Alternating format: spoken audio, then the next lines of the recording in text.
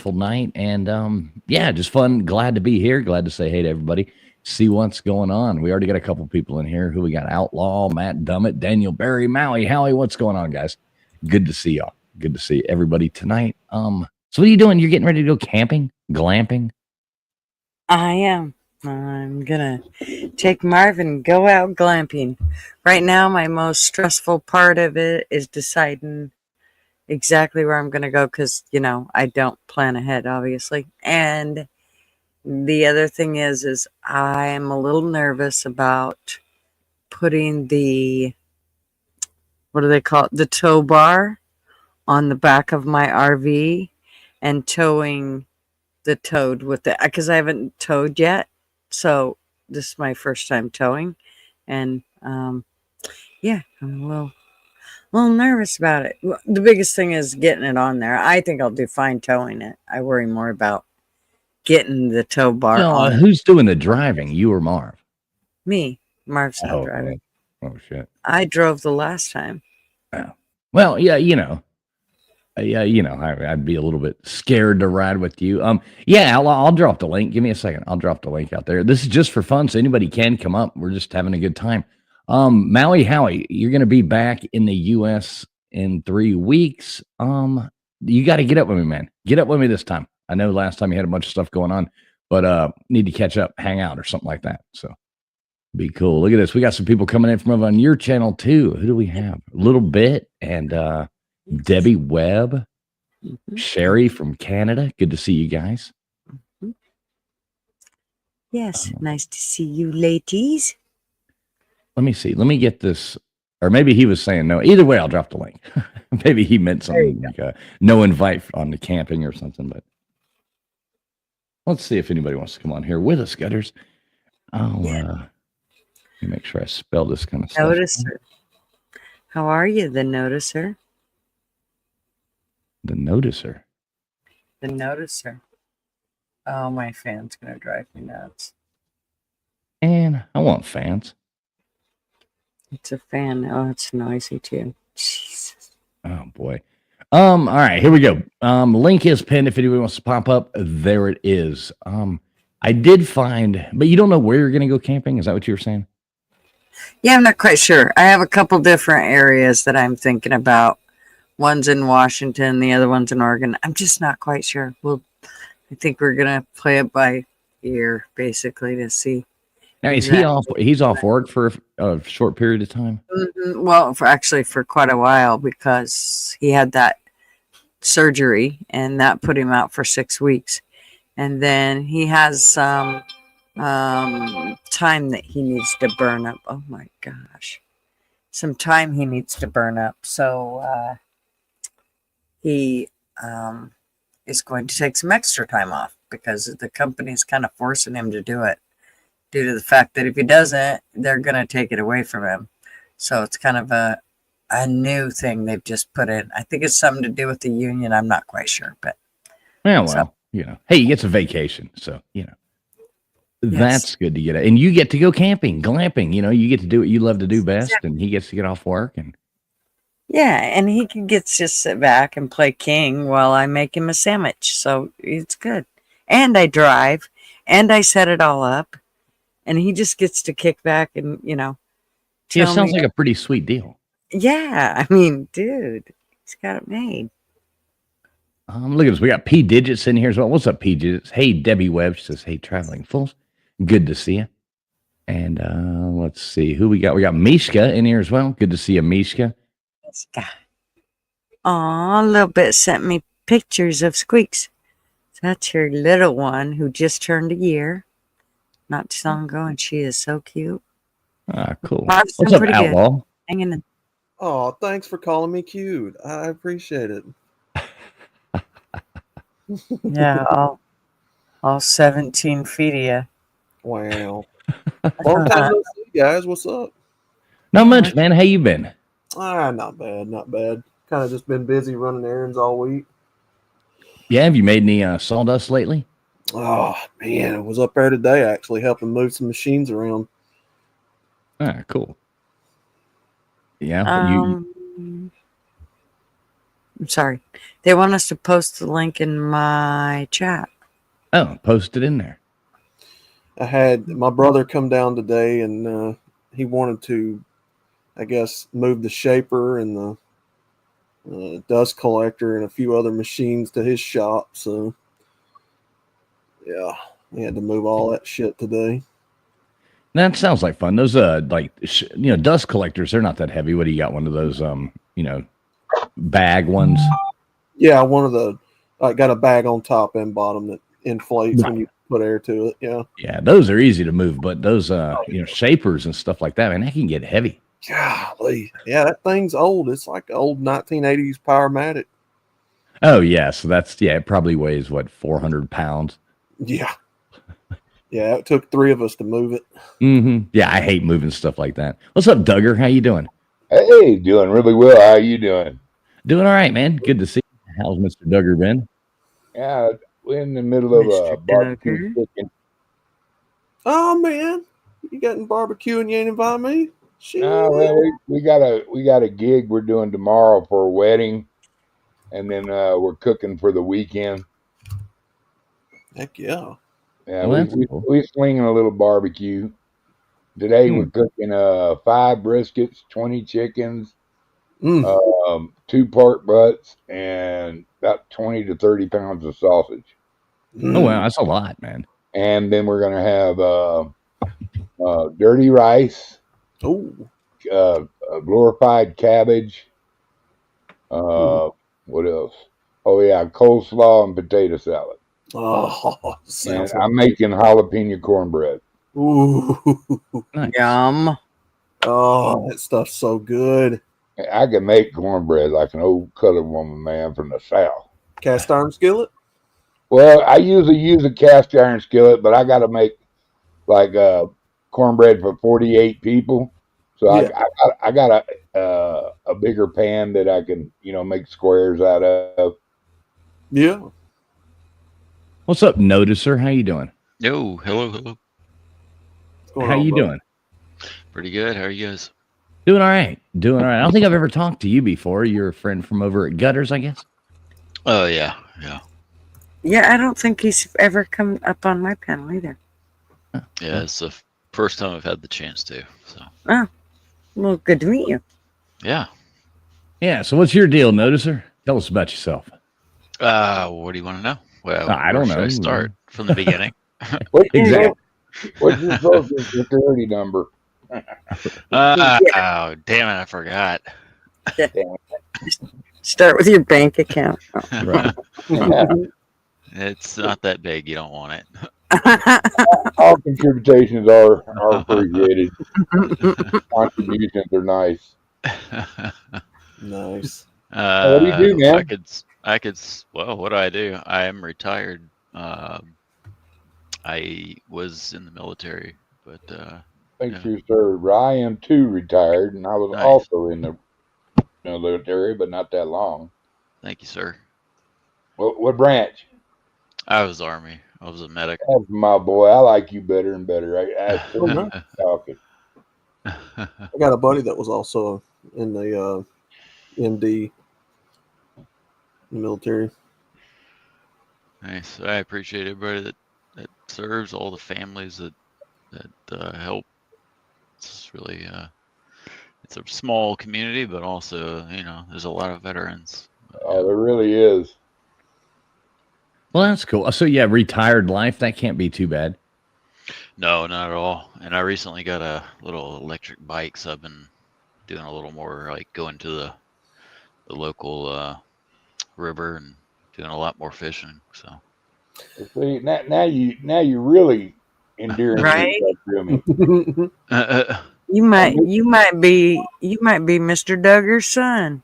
man, Uh-oh. Oh no, not to be. if you got a pond, I'll be your son. Oh. Do what? You got a pond, I'll come over. Oh man, I got a river about 3 minutes away from me. Oh hell yeah, I've been hearing Pecos River in New Mexico. nice. I've been hearing a lot of people buying those electric bikes here lately. Are they that good? Yeah, it's not bad. I go pick up food and I go to the Mhm. little grocery store down the street, and I got a big basket on the back. So Yeah, I actually looked into a couple of them because they look. Yeah, it looks like it'd be cool. You know, if they'll climb a. Do you have any hills where you are, or? yeah, there's a little hill, but it's like it's pedal assist, so Right. it's really not that hard. Once you get to the top of the hill, it's like easy going. Ah, cool. Yeah, I've been on one. It was a quiet cat, and it was made for hunting. And Nice. man, that thing goes straight up a hill. It's pretty. Oh It's yeah, pretty intense some of them bike. got them nice motors. They'll go really fast. Oh yeah, you come down and you're on deer before they even know you're around. Or Yeah, hogs. we want a couple for the back of our RV. That way we don't always have to take the tote or whatever. We can just grab the They've bike. Boom. they've got electric dirt bikes too now that I've noticed people riding. Yeah, Oh yeah, them things are ripping. yeah. Go real Seen those fast. things. Things are See, I'm- crazy. See, I'm an old school Southern guy, man, from back in the woods. I like the sound of a two-stroke a lot better. A nice Kawasaki. Oh yeah. I love it. It's kind of the same with cars. It's like those electric cars. There's something about getting in a car and hearing, like boom, boom, boom, boom, boom, boom, boom. Yeah, And that you're like, V8. okay, Mhm. right. Cam, hell yeah. Now the ones that freak me out are those new cars that they stop at the stoplight, like, and then all of a sudden you go to take off and And then they the car crank up beside you. again. Yeah, it's like, what the hell is that? So like- I think we've talked about that before. I mean, what are BMWs? Yeah. what's going to be the life expectancies on these starters?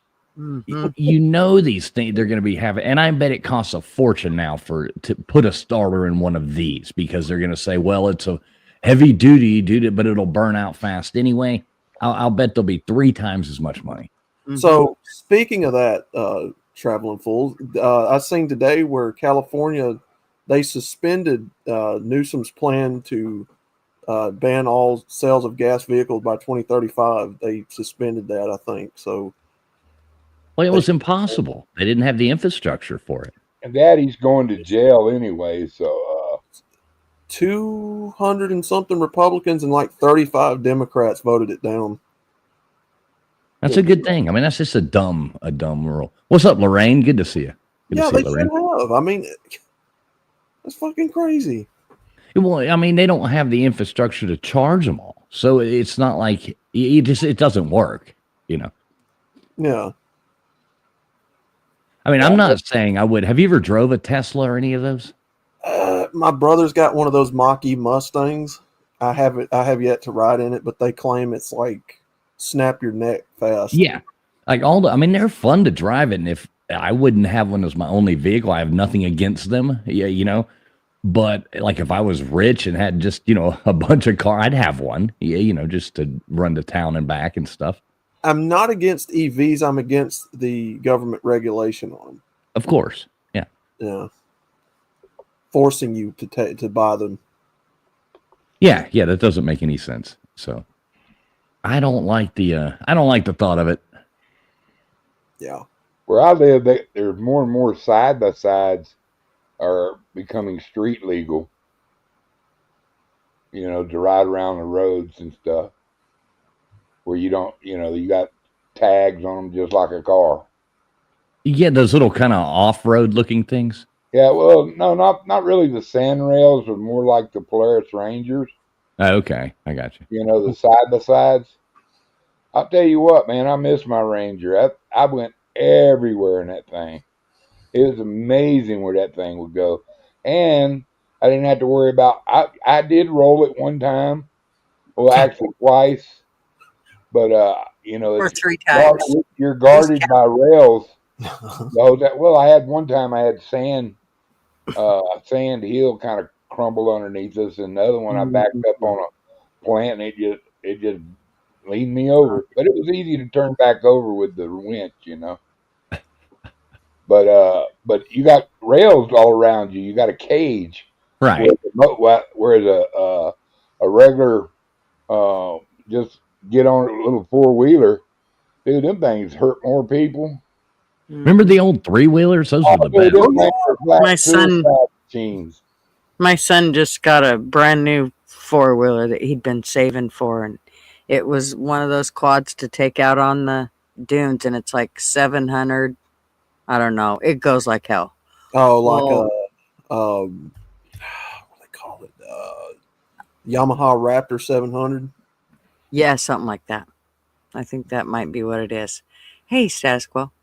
You know But that- yeah, he ends up. He's supposed to break it in, and I mean, if anybody knows anything about breaking in these new engines like that, you have to break them in slowly. And well, he couldn't handle it. By about I think it was the 25th hour, he wrecked that some bitch. He couldn't. He couldn't. Right. Yeah, so much for taking it easy. So I mean, Oh, of course he's man. You were talking about them 3-wheelers. You remember Honda made a 2-stroke 3-wheeler. Yeah. Oh That yeah. thing sounded badass. Yeah, and then, but remember wrecking them though. Like you'd be going, you'd think, "Oh, I'm going to take this turn," and you'd start this damn thing just roll right over on you. Oh, It's and, like, and just eat you as it goes over you. Oh yeah. Hey, Yeah. Pecan baby, how are you, darling? to see a Baker? pecan. Yeah, Baker in here. He says he was asleep, but he heard Mr. Duggar's voice calling out to him in his dreams. So, what's up, Baker? The Good to only see thing you. I don't like about a 2-strokes, you constantly have to keep rebuilding it or maintain it, or you have to ride it hard or you'll blow it up. Right. Yeah, I mean it's it's like with boats too. They have those new force and they're so quiet, and that is kind of nice.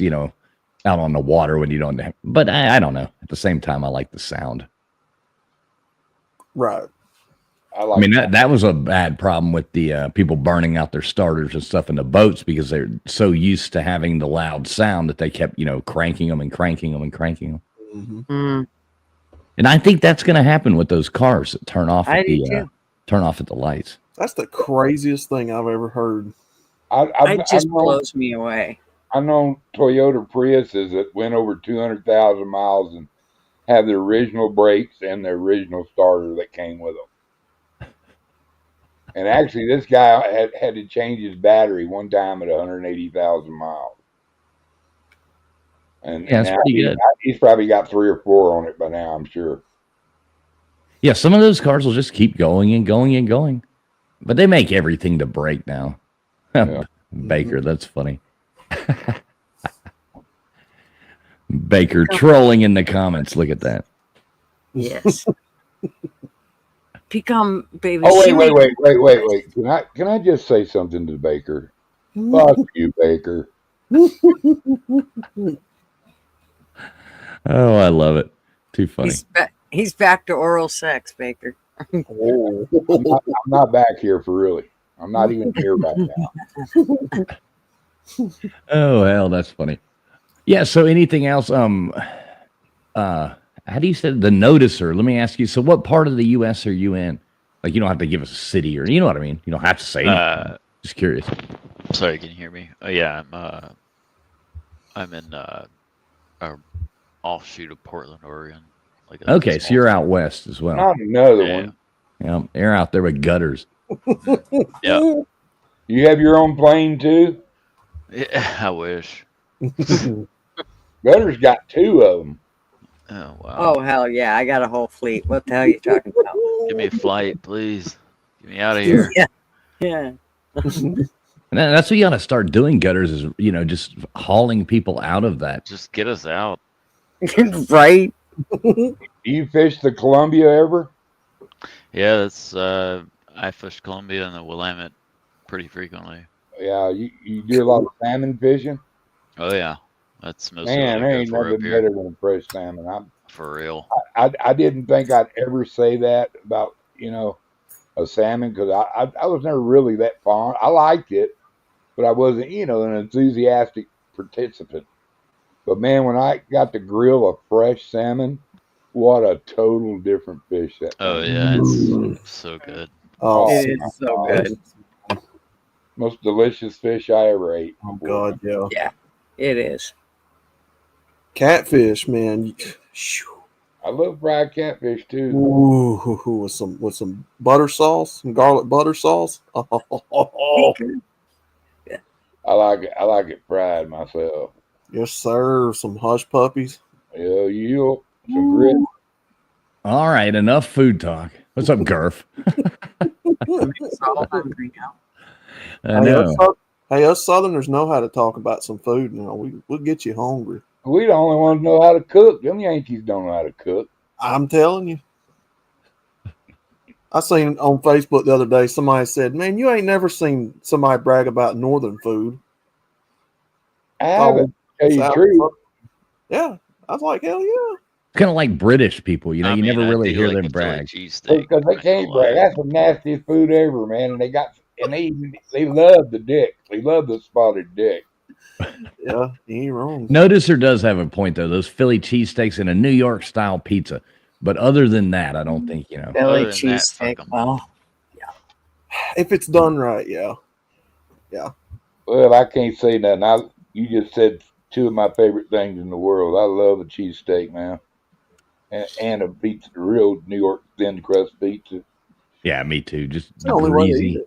Yeah. Oh, Yeah, I don't just like that dripping thick with crust grease. pizza. Me either. Fuck that thick crust stuff, man. Give me the I thinnest love crust thick. you can No, do. I want thick crust, but I can't. I like thick crust. I Boo. mean, Boo her. if I'm gonna eat bread on a pizza, it's got to be like cheese sticks. Like That that's it. sauce they put on it, they could just skip that shit altogether. Just Oh, put the you- cheese and the meat and the veggies on it. Well, you know, Gutters wants it thick. So you don't like the marinara on there? I don't like. It's too strong. That tomato paste shit Oh, they it's put awesome. on there. Ugh, You're weird. Uh, I am weird. What's this up? thing I Gazelle? just smell like bologna. Hey, good to see you, Kazoom. Oh, fried bologna's good. Now you're talking about the poverty meal right there. That's what I'm talking about. Fried spam, fried bologna. Oh, I did it man. before. Our The meal's only getting, time. ketchup packets and making tomato soup out of it. Yeah, yes, I've I done was that going to before. say ketchup sandwiches too. I used to talk about just getting the hot water and the And- ketchup packets. That's when you know you're, on the road. Poor. Mayonnaise sandwiches too, with nothing but Yeah. pepper. I've Mayonnaise had, with yeah, pepper. I've had those. Yeah. When I eat We had- ketchup and water, it's time to rob somebody. That's all there is to it. I don't In know the summer, Get a I don't burger. know where it originates, but I've heard people eating peanut butter and mayonnaise sandwich. Ooh, no. That's a thing. I don't know who invented it, where it comes from, but I've heard of people eating it. I've heard a lot of peanut butter and banana. Zoom said he's in the stage of facts. Yeah. Hey, Kazoom. Hey there. A fried peanut butter and banana sandwich with some cinnamon sugar sprinkled on top. That's good. hello, Kazumi. What's up, Kazoom? Hey, how's Good it to see you. going? That So, was how about you don't like the marinara on pizza? How about Alfredo sauce on pizza? Oh, No. Have Oh, you ever We yeah. had? have to put sauce on it. Drinking lobster. are you talking about the white Alfredo sauce? Yeah, the white Alfredo sauce. Yeah. Okay, that's. I'll try that. I prefer tomato myself, but I just heard her saying she doesn't like the tomato sauce. I'm like, well, is there another sauce you might like on it? I've never Yeah, I'm tried not that. much of a sauce on. For some reason, I would just rather it have like I said, I'll usually say light on the sauce. That's what I'll usually say. That way, it's still on there, so that Marv and the kids aren't going. Really, you just Yeah. got us bread with cheese and meat they have to and order- do they- vegetables on it. For a side of marinara. Yeah, we do that too. We'll I would order a if you were side of that. taking it off. I'd be like, You're, pissed. you're onto something. I've never heard of people putting Alfredo sauce on. You've there. you've never had like a chicken Alfredo pizza. was It's gonna got say like the chicken spinach Alfredo. and the. I've had. It's good. I've had a lobster Alfredo. It's good if the sauce is good. I've had really bad Alfredo that tastes like it's based in mayonnaise. Mhm. So I've had Yeah. pulled pork like barbecue chicken pizza and stuff, but not that. Yeah, try with the Alfred. Like Matt Dummett white pizza. Same thing. A lot of people call it that. It's good. It's usually got garlic, spinach, chicken, and that. It's. I like it. I like regular pizza better, but it's good. You I'll can try put lobster and shrimp on that sucker, man. There you go. Yeah. I do have extra. yeah, with an Alfredo, yeah, that would be good. Yeah, I'd shrimp with tomato sauce is terrible though. to me. Yeah. Yuck. Same with fish. Fish with tomato. No, that doesn't go very well. Yeah, I don't Unless, like it. unless it's a Cajun sauce pecan. Pineapple on pizza. No. Only if there's ham on it or Canadian bacon on it. If there's no ham or Canadian bacon, no thanks to the pineapple. But let me throw you a curveball here, because technically tomato sauce is a fruit paste, because tomatoes are considered fruits, right? Yes. Well, okay. So you're Yeah. technically eating a fruit spread pie at that point. Well, see, I've got a rule with that, and I'll add to your point. I agree with you, Kazoom. Is I can do it with the ham on there. I'd rather have ham than Canadian bacon, but I always have to have jalapenos, because then if you get that hot with that sweet at the same time, it's actually really good. But I like it with the jalapenos and the pineapples if I'm gonna have pineapples. I've never had jalapenos on pizza before, and the thing I like, if they were based on like fresh jalapenos or roasted jalapenos, that'd be cool. But if it's the pickled jalapenos, oh no way. No. It's got to be fresh, regular. And the only way I would want jalapeno on a pizza is if I have pineapple. You know what I mean? Okay. Like those two right there go hand in hand. As Other far, than that, keep them both off of pizza. as far as that goes, I like bell peppers, like the yellows and the reds and greens. Me too. Yeah, Oh, I like the reds. Me too. I like the The I green, used the to like greens, green. the greens give me indigestion. I've never quite figured it out. I can do red and yellow, but green gives me indigestion. Yeah. Well, see, the I like green the. and the red are sweeter. Sorry. No, you're good. I always liked the green until I got like, I don't know, until about 8 years ago. And I always liked all of them, but green were my favorite. Then I started liking the red more. Like for some reason, it's just like my taste buds changed. Yeah. I live in It's actually yellow, orange, and red that are sweeter. And it's actually more towards the red and the orange that are sweeter, and then the green. It's weird because that Traveling Fool says that, because used to I hated relish on a hot dog. Now I can't get enough of it on a hot dog. I'm like, what the fuck? Mm-hmm. Stuff's so good now. Well, and your taste buds will change over the years. Like I remember you couldn't pay me to eat dark chocolate when I was younger, and now don't even show me dark chocolate, because it's going. I'm going to eat every bit of it, and it's going to be gone within the night. I mean, it's just not lasting. Somebody said Texas Pete hot sauce. Yeah, hot sauce on No. pizza is good too. I live in New Mexico. We have green chili for our pizzas down here. Ooh. I don't know if I'd Yeah, like when it comes to chocolate, yeah, you would. I don't really like milk chocolate much. I either like dark chocolate or white chocolate, either one. I'm not a white chocolate fan, but I love dark chocolate. I like that blood orange chocolate like you get at Target. That blood orange chocolate's pretty good. Is it the thing? Does it come apart like is it Oranges? round and you take it apart via these slices slices of orange? Right. Okay, yeah. Those are good. Yeah, it's And like they're usually flavored- based. Then they have some that are based on dark chocolate and others that are based on milk chocolate. So Right. yeah, Raspberry. Right. Mhm. Got raspberry, got mint. I think there's a semi-sweet and something else. Roasted green chilies. I love green chilies. Yum. Oh, My hey go-to, everybody. my Can you go-to, hear me? What's up? is, What's up, Hey, Greg? Ritz. my go-to Okay, is always fair enough. Cholula. Y'all were talking Car- about y'all were talking about pizza earlier, and I agree that you need the pineapple on the pizza if you're going to have jalapenos on the pizza, because Mhm. one offsets the other. right. Mhm. Yeah. So Yeah, it's Okay, actually good. If but- nobody's ever tried that, try it. It's actually good. it is. It is. I would suggest Cholula Yeah. hot sauce on pizza. That is actually a really good hot sauce. Hey, when I was in the Army, the only thing that made the MREs better was the little bottle of hot sauce that you got with it. You poured that shit on everything. Yeah. Yeah, Texas Pete is my favorite, but Texas Pete. Crystal's pretty good. When you go like a sit down restaurant and they got Crystal hot sauce. oh yeah, get it. I gotta- I just want the Cheesinator from Crystals and pretend like it's not bad for me. Oh yeah. I got to respond to something. Baker said I need to send him some fresh green chili from Hatch. Not after them audio comments, pal. Oh man, them crystals! What you Give me that talking about? Louisiana hot sauce. A sack of them 12 crystals, man, and some fries. Oh, a sack full. Oh, That's just like you ever had Kazoom? You ever had Crystal Burgers? No, I don't even know what they are. I've never heard of them. Delicious. Oh, they're no. like they're the It's like the White South Castle. version of White Oh, Castle. is it like White Castle? Yeah, Yeah. I've had White Castle. I guess that. And I was thinking about Carl's Jr. or Hardee's on the other side of the country. They have a burger that has green chilies on it. Yeah. Yeah. It's really tasty. Hardee's is pretty good.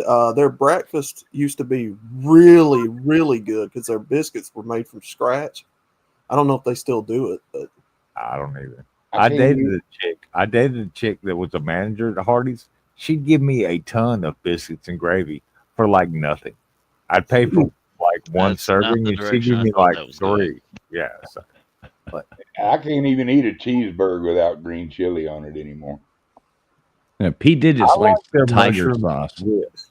I Yeah, like their tiger mushroom blood, twist. tiger sauce blood, or whatever. My favorite is like right here what Baker's saying, Texas Pete. If we're going with hot sauce, I'm going with Texas Pete. Give me that all day. Ooh. long. Louisiana. Yeah, I Cholula. wish I was into hot sauce. I just can't stand vinegar, and that's what it's based on. So Cholula. Did yeah. you like Cholula? Yeah, Cholula is delicious. I drink that stuff if I could. I have that in my fridge, but Texas Pete's my go-to. I like it. They make so Cholula does different flavors, and they've got a what was it? A Jalapeno, Chipotle. habanero. The Tabasco Chipotle is really good. They've got a Chipotle flavor in the Cholula that's really, really good, and then they got a garlic.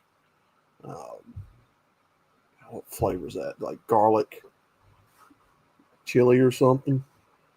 My kids replaced ketchup for the longest time. We didn't even have ketchup in our fridge because they just told me to stop buying ketchup, Mom. It just sits there forever. Just get Honey mustard. the sugar. What is it? Something sugar, and it's Chipotle. What is it? Sugar Ray, Baby Ray. Baby Ray's. Oh, Sweet Yeah. Baby Ray's. Yes, Yeah, Sweet Baby Ray's. Ray's. My favorite is their brown sugar and hickory smoke. Yeah, Oh, That's a good one. that's really good. Next time you go, there's what is it? Japanese. There's a Japanese barbecue sauce they make. Fucking excellent. Something like a top bottle. I don't know Japanese, that one. Korean, Thai barbecue sauce. I don't know. Korean. What's up, barbecue- Multi? Good to see you, Multi. Korean Just barbecue muted. sauce. When I've tried it, the ones that Maybe I've tried it's me. anyway, they're more like the Yoshida's No, I'm not sauce from you put on rice and such. No. It tastes more like that instead of like what you think of a barbecue. Mm-hmm. Now, if we're talking barbecue sauce, oh yeah, Sweet Baby Ray's is probably top. But who else makes it? Shit. I used to like Bullseye a lot, but after Baby Ray's, it just doesn't compare. So Yeah.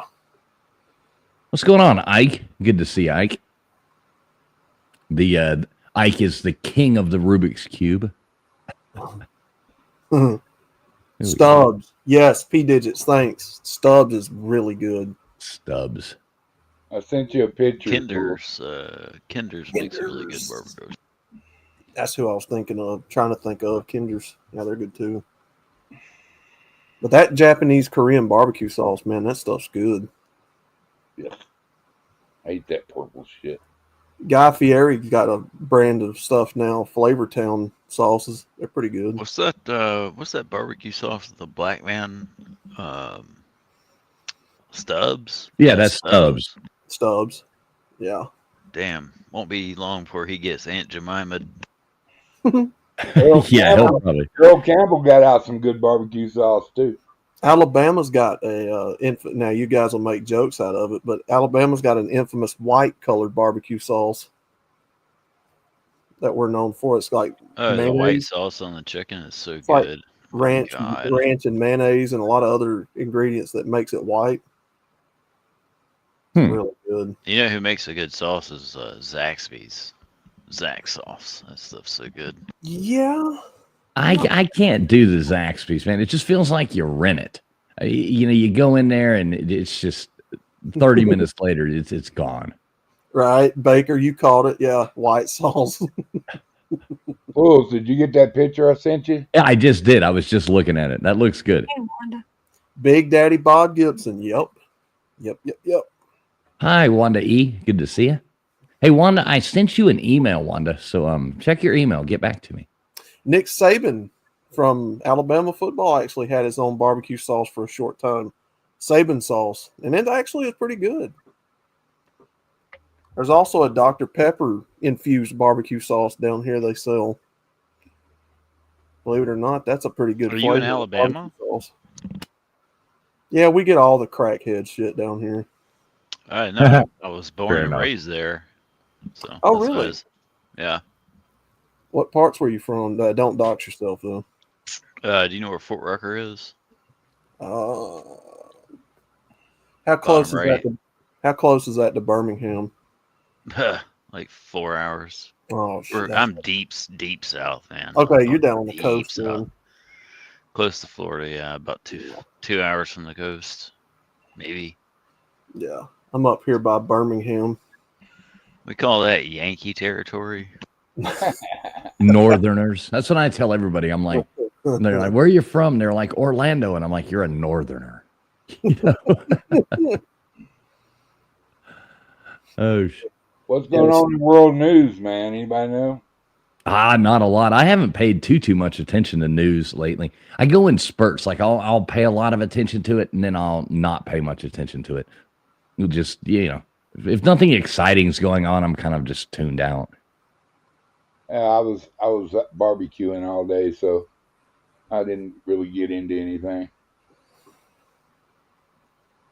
Yeah, I don't know. I haven't paid too much attention. I get tired of the you know, the circus, watching it. It's just like a repeat, rinse, you know, over and over and over again. Yeah. You heard any cool stories lately, Kazoom? I know you keep up with stuff pretty well. No, nothing in particular right now. So nothing lately. The only thing I heard is over in California, they had a big bill go through to protect mutilation of kids under 18, you know, for getting the change and stuff. And they wanted a bill that stops anybody from doing that till they was at least 18 and have a mature mind enough to because that's something that you can't just fix, you know. Hey, there ain't no fixing any of that. Yeah. So they had a bill come through that it was gonna, you know, it was gonna be a law that you couldn't get it done. The doctors couldn't do it till the person was 18 and make up his own mind. In other words, nobody could just sign off and say, "Go ahead, kid. I'd rather you be a girl," you know, and or I'd rather you be a guy, you know. That let them get some maturity to them so they can make a decision on their own. And every Democrat voted against it. That's just crazy.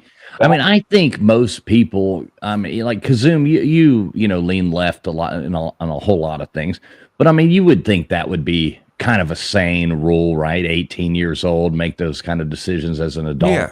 Yeah. I mean, like, I don't know. I agree. Yeah.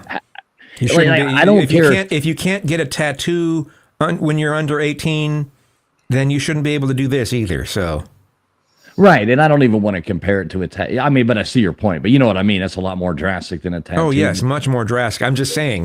Right. Yeah. If you can't do something that's not very drastic, why should you be able to do something that's drastic? So, Like that's a nightmare thing. Like, you know, when you think about it, have you ever seen what those like fake peckers they put on You the will women live wanting to see become men? horrors beyond your comprehension. Right. I mean, have y'all ever seen those pictures of what they actually look like? It's absurd. You know how they do it? it's absurd what some of these things look like. The doctors that are doing it need to be treated like the Nazi doctors. Mhm. So, Yeah.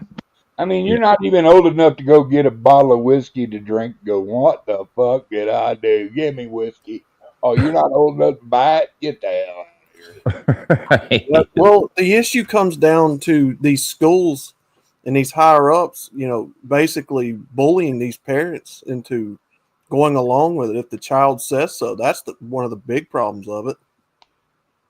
Well, the problem is these parents are grooming those kids Yeah. to think that they are wanting to be of the opposite sex. So by the time they get to be 18, well, they're going, yeah, I do want to do it, because they were groomed for the last 18 years by their own parents. What's yeah, up, Flatty? Good to see you. brainwashing. Who is that? Who is that Hollywood lady? It's like she has 3 kids and they're all trans. And there's no odds that could possibly support that as being Yeah.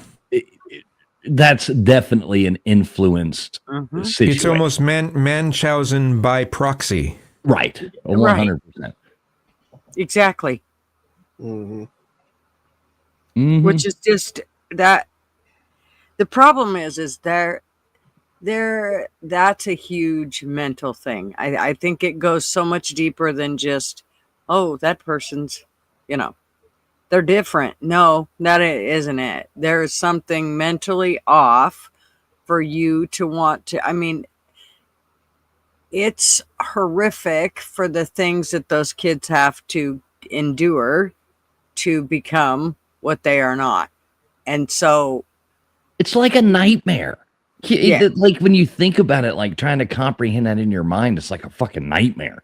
yeah. To even think like, oh my, like I'm gonna like elect to have this surgery, like walking in there, like you don't like see a reflection in the glass when you like, this may not be a good idea. I'm gonna go cut my pecker off. It's like, no, this is gonna be horrible. It's like, well, And I don't know. have you seen pictures of the results of surgeries?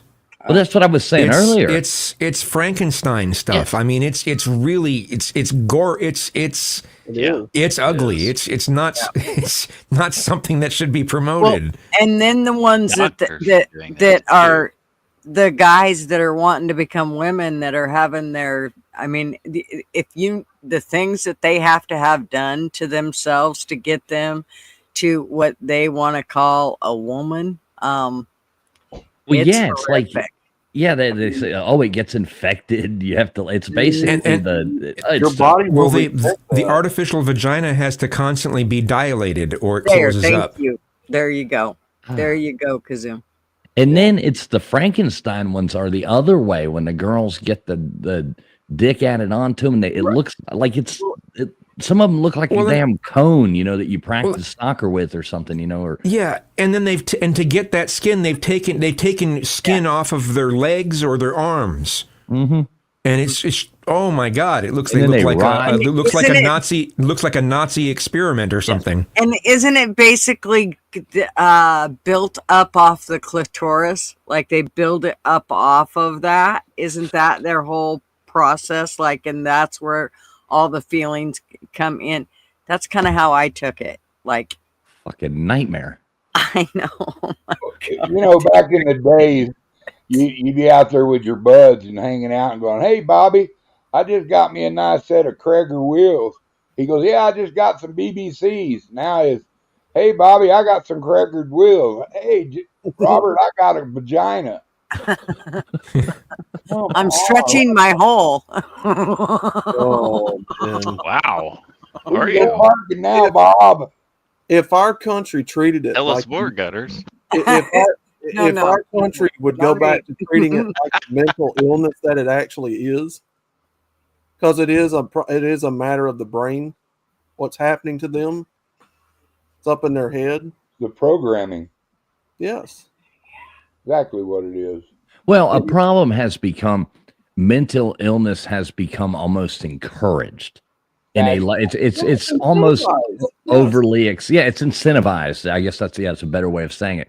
That people have just bought into that, and it needs to go back to call it spade a spade, and that's Yes. fucked up. No Let's just go back to sense, okay? Just Right. pure sense. common We sense. can't call it no, it ain't common anymore. So you Yeah, can't it's not call that it common it's anymore. sense. It's, Well, you just go with sense. You know, it's like these people that are like you're talking about transitioning. Well, hold on. You guys said we have pansexuals, we have demisexuals, ham and cheese sexuals. Well, hold on. Why aren't you transitioning to a pansexual or all Well, this other- sexuality isn't a gender, so those don't that doesn't line up. But what I'm saying is when they transition, they're either going to be a male or a female. Okay. His goal was to show he was a man 100 years from now.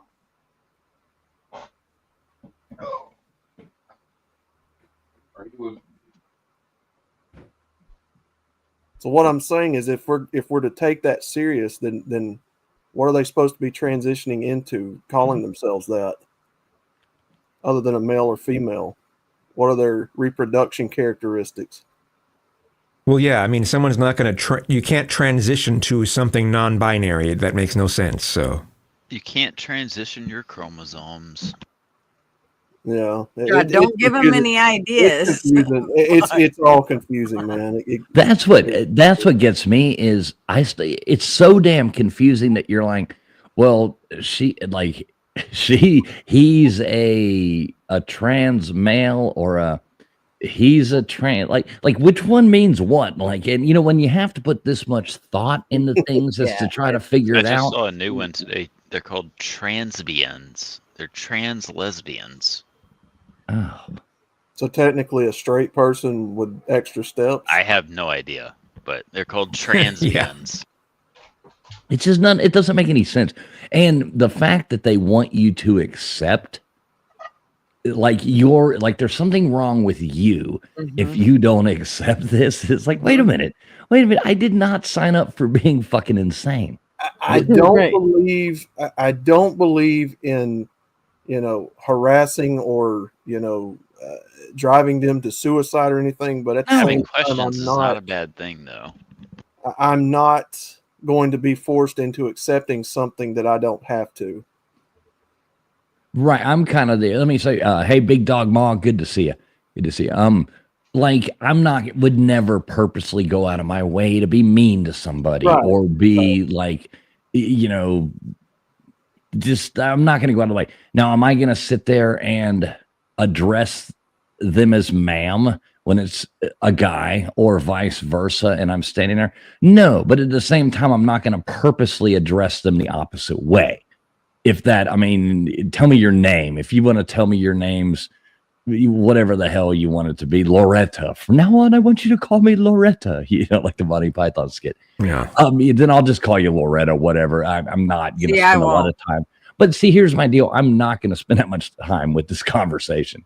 Like, I probably won't even have to say your name at that point, but I'm not going to purposely go and say it the other way or say, you know what I mean? I'm just not. Yeah. I'm just going to avoid it. I'm going to avoid it. I'm just going to avoid the whole thing. Yeah. Yep. Yeah. Yeah. I mean, I'm a pretty accepting person, but I don't want to be, I'm not going to put myself into situations where I have to deal with that shit. Mm-hmm. Especially when I don't understand it at all whatsoever. I saw a funny thing here. Let me see if I can pull this up.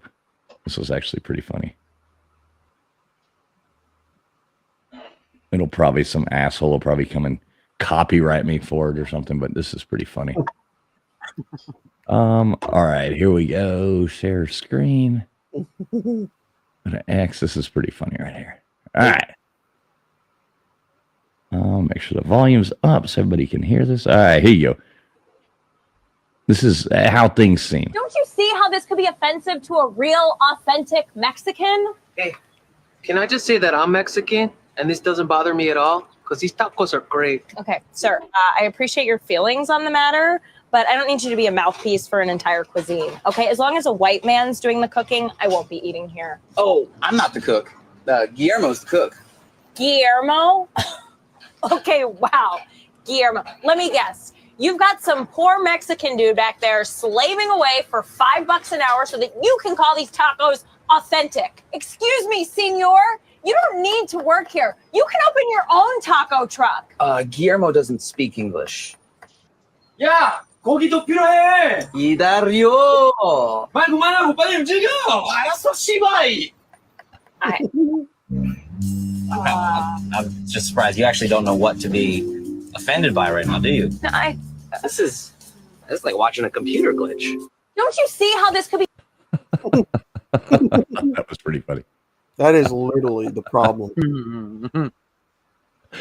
It is always the the super like liberal person that is like offended by everything, and almost a lot of times you can see it. They take it over to where they're the racist one in reality. You know what I mean? It's so often white women too. Oh yes, 100%. Well, it's like the white people that do that shit. It's like, well, you're talking about something that you're contradicting yourself. It's like, why would they listen to you if you're a white person with the argument you're making? You know what I mean? It's like you're not making any sense. You're literally Key Digits is asking, was that a Babylon Bee video? I didn't see their watermark on there, but somebody might have cropped I don't know. It's very much like a Babylon Bee, but they watermark everything. But the way it was cropped, it very well could have been. The inability to see yourself see the irony in your own words is just astounding. You know what I mean? Now this is pretty funny. What's up, Kentucky Blue Balls? He says in the I can only sing it like feeling like Simon and Garfunkel, but when I find myself in times of trouble, Julie Andrews comes to me singing words of wisdom, do re mi. The sound of music. That's pretty good. I like it. It's just weird that she came up. Just earlier today, a video came up of Julie Andrews in concert in Tokyo from 1977. Oh wow! When was that movie made? How old would she have been? That's in a 70s? long time ago now. Yeah. How old was she, Kazoo? I mean, could you like roundabout? I don't know. Oh, okay, you didn't see the video. You were just Well, no, I saw it, but it's really hard to tell how old she is. It wasn't a very good quality video, so yeah. Okay. You know who's still alive? Who's Dick that? Van Dyke. yeah, he's 99. That William- motherfucker won't die. William Daniels is too. Oh, Kit from Knight Rider, Mr. Feeney. Wow, Yeah, I mean, Yeah, it's Willie hard to Nelson's imagine. Still kicking. he's 93. Yeah, my grandfather, it was right before COVID started. He passed Clint away. Eastwood. He passed away about, I have to guess now. I have trouble remembering dates, but it was about 5 or 6 months before his 100th birthday. I remember, and it was like almost made it to 100. I'm 39. My grandmother just died like 4 days ago at 88. So Yeah, sorry to hear about it. long time, but yeah. When you start though, you look at people, in their 80s and 90s, and you can look at them and go, "Wow, they lived a full life." Oh, absolutely. She lived a very full life. She was all over the place. She was in Vegas during the nuclear tests and shit. It's pretty cool. Yeah, and Baker, Kazum is always welcome in our elite snob club of, the microphone elite club. Baker, yes, Kazum is always welcome. I see. We have a snob stream we're about to put out, and Kazum, you are welcome any time that you would like to join. So. Oh, I would hope so. Like the two Muppet guys in the Muppet Show. Mm-hmm. Oh, that sounds awesome. Oh, too funny. So what else? Any other funny clips or anything anybody's come across? I like finding the ones that put. Did you see Kamala came out and did a speech? Did you see that? No. What about the one that LW sent us? Oh, that's the one I sent. Like, I'm not playing that. Oh, I did. Chicken shit. Oh, I'm not going to. Here's Kamala's first first appearance. This is pretty good, pretty insightful right here. In fact, please allow me, friends, to digress for a moment. Okay. It's kind of dark in here, but I'm asking for a show of hands. Who saw that video from a couple of weeks ago? The one of the elephants at the San Diego Zoo during the earthquake? Google it if you've not seen it. So that scene has been on my mind. Everybody's asking me what you've been thinking about these days. Well,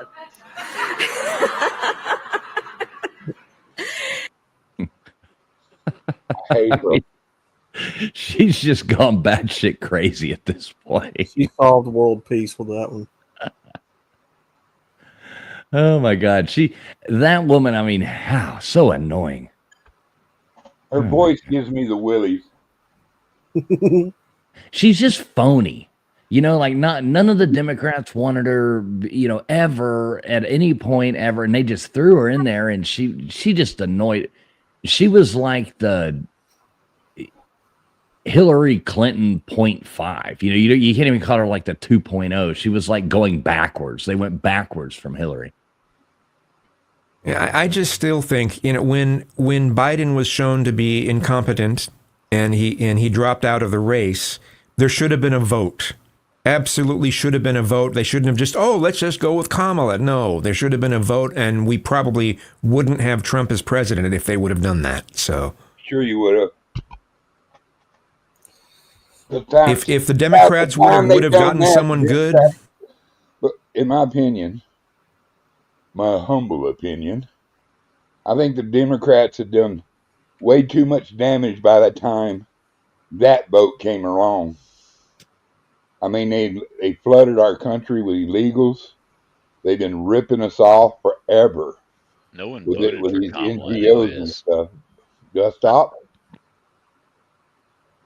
I think, to Kazoom's point, I think it would have been a closer election than what they had. I don't know that I think Trump probably would have won anyway, because I don't know. I mean, the thing that the Democrats were running on is a notion, guess we're not Trump. It's Right. it's not running on actual policies and being proud of those policies. It's, I'm not Trump. And that's just not a way to, you're not going to win that way. So, Well, see, and they have a big problem on their hands right now.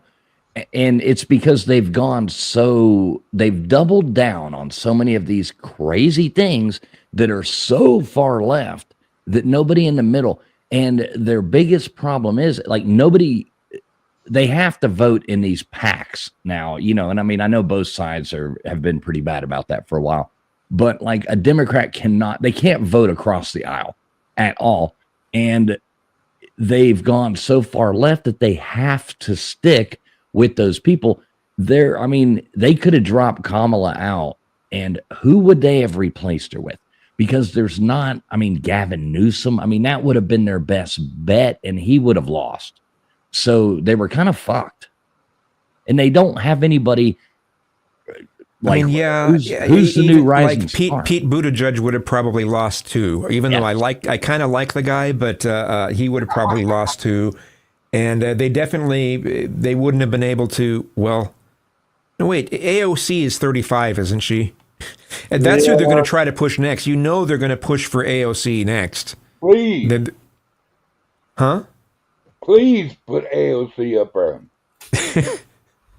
Yeah, they'll probably try to push her as a vice president next. I could see that running under somebody else that's real extreme as well.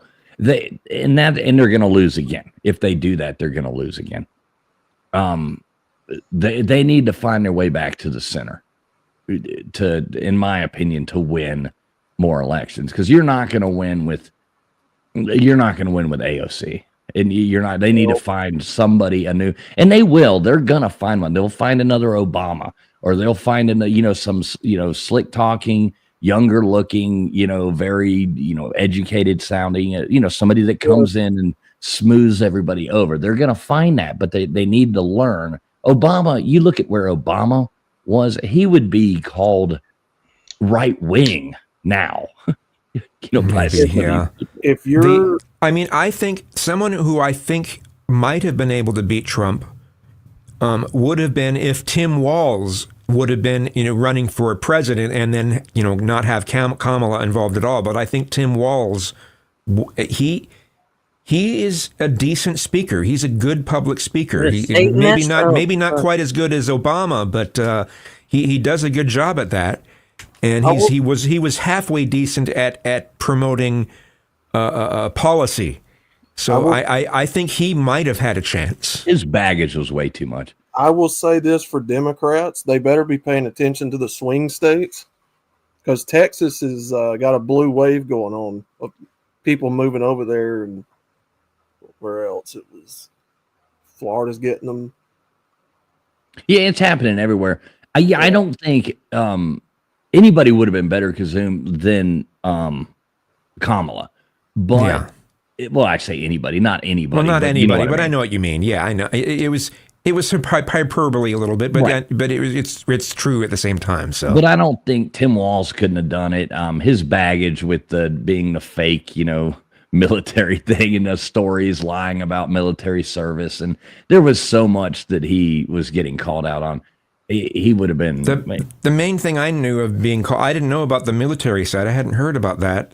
The main thing I heard people complaining about is they were calling him Tampon Tim because he wanted to put tampons in men's restrooms.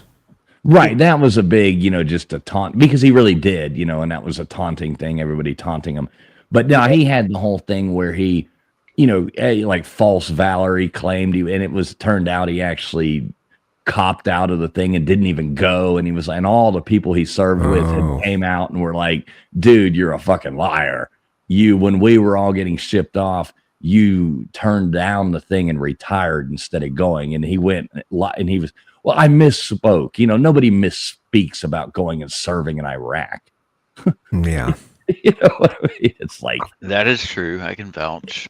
yeah, you don't go, oh, well, I kind of thought I might have been there or something. It's just not that. Hey, Kentucky Blue Balls, man, coming in here with a $5 super chat. Thank you, man. He says, I think Democrats should have auto pin by the next presidential candidate. Or I think auto pin should be the next. Yeah, the whole auto pin with Biden. That's pretty bad. But hey, man, I appreciate the super chat there. Much appreciated, sir. Here's a cool little song.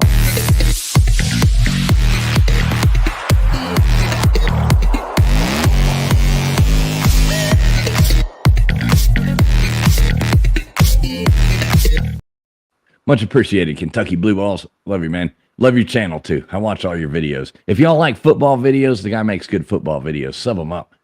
Really. Here's Chuck Norris talking about it, which I think is kind of interesting.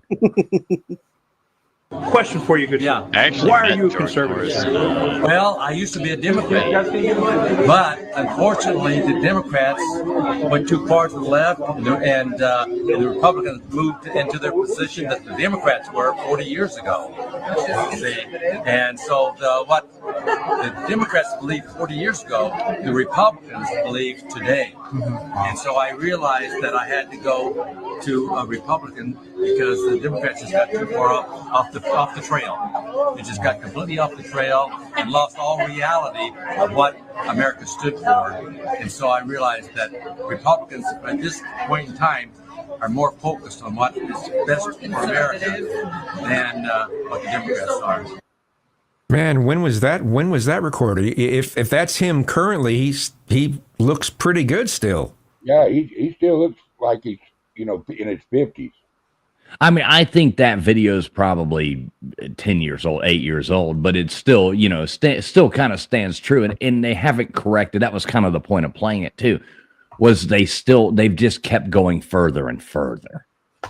And they're losing those people that are in the middle, because I'm pretty in the middle on most things.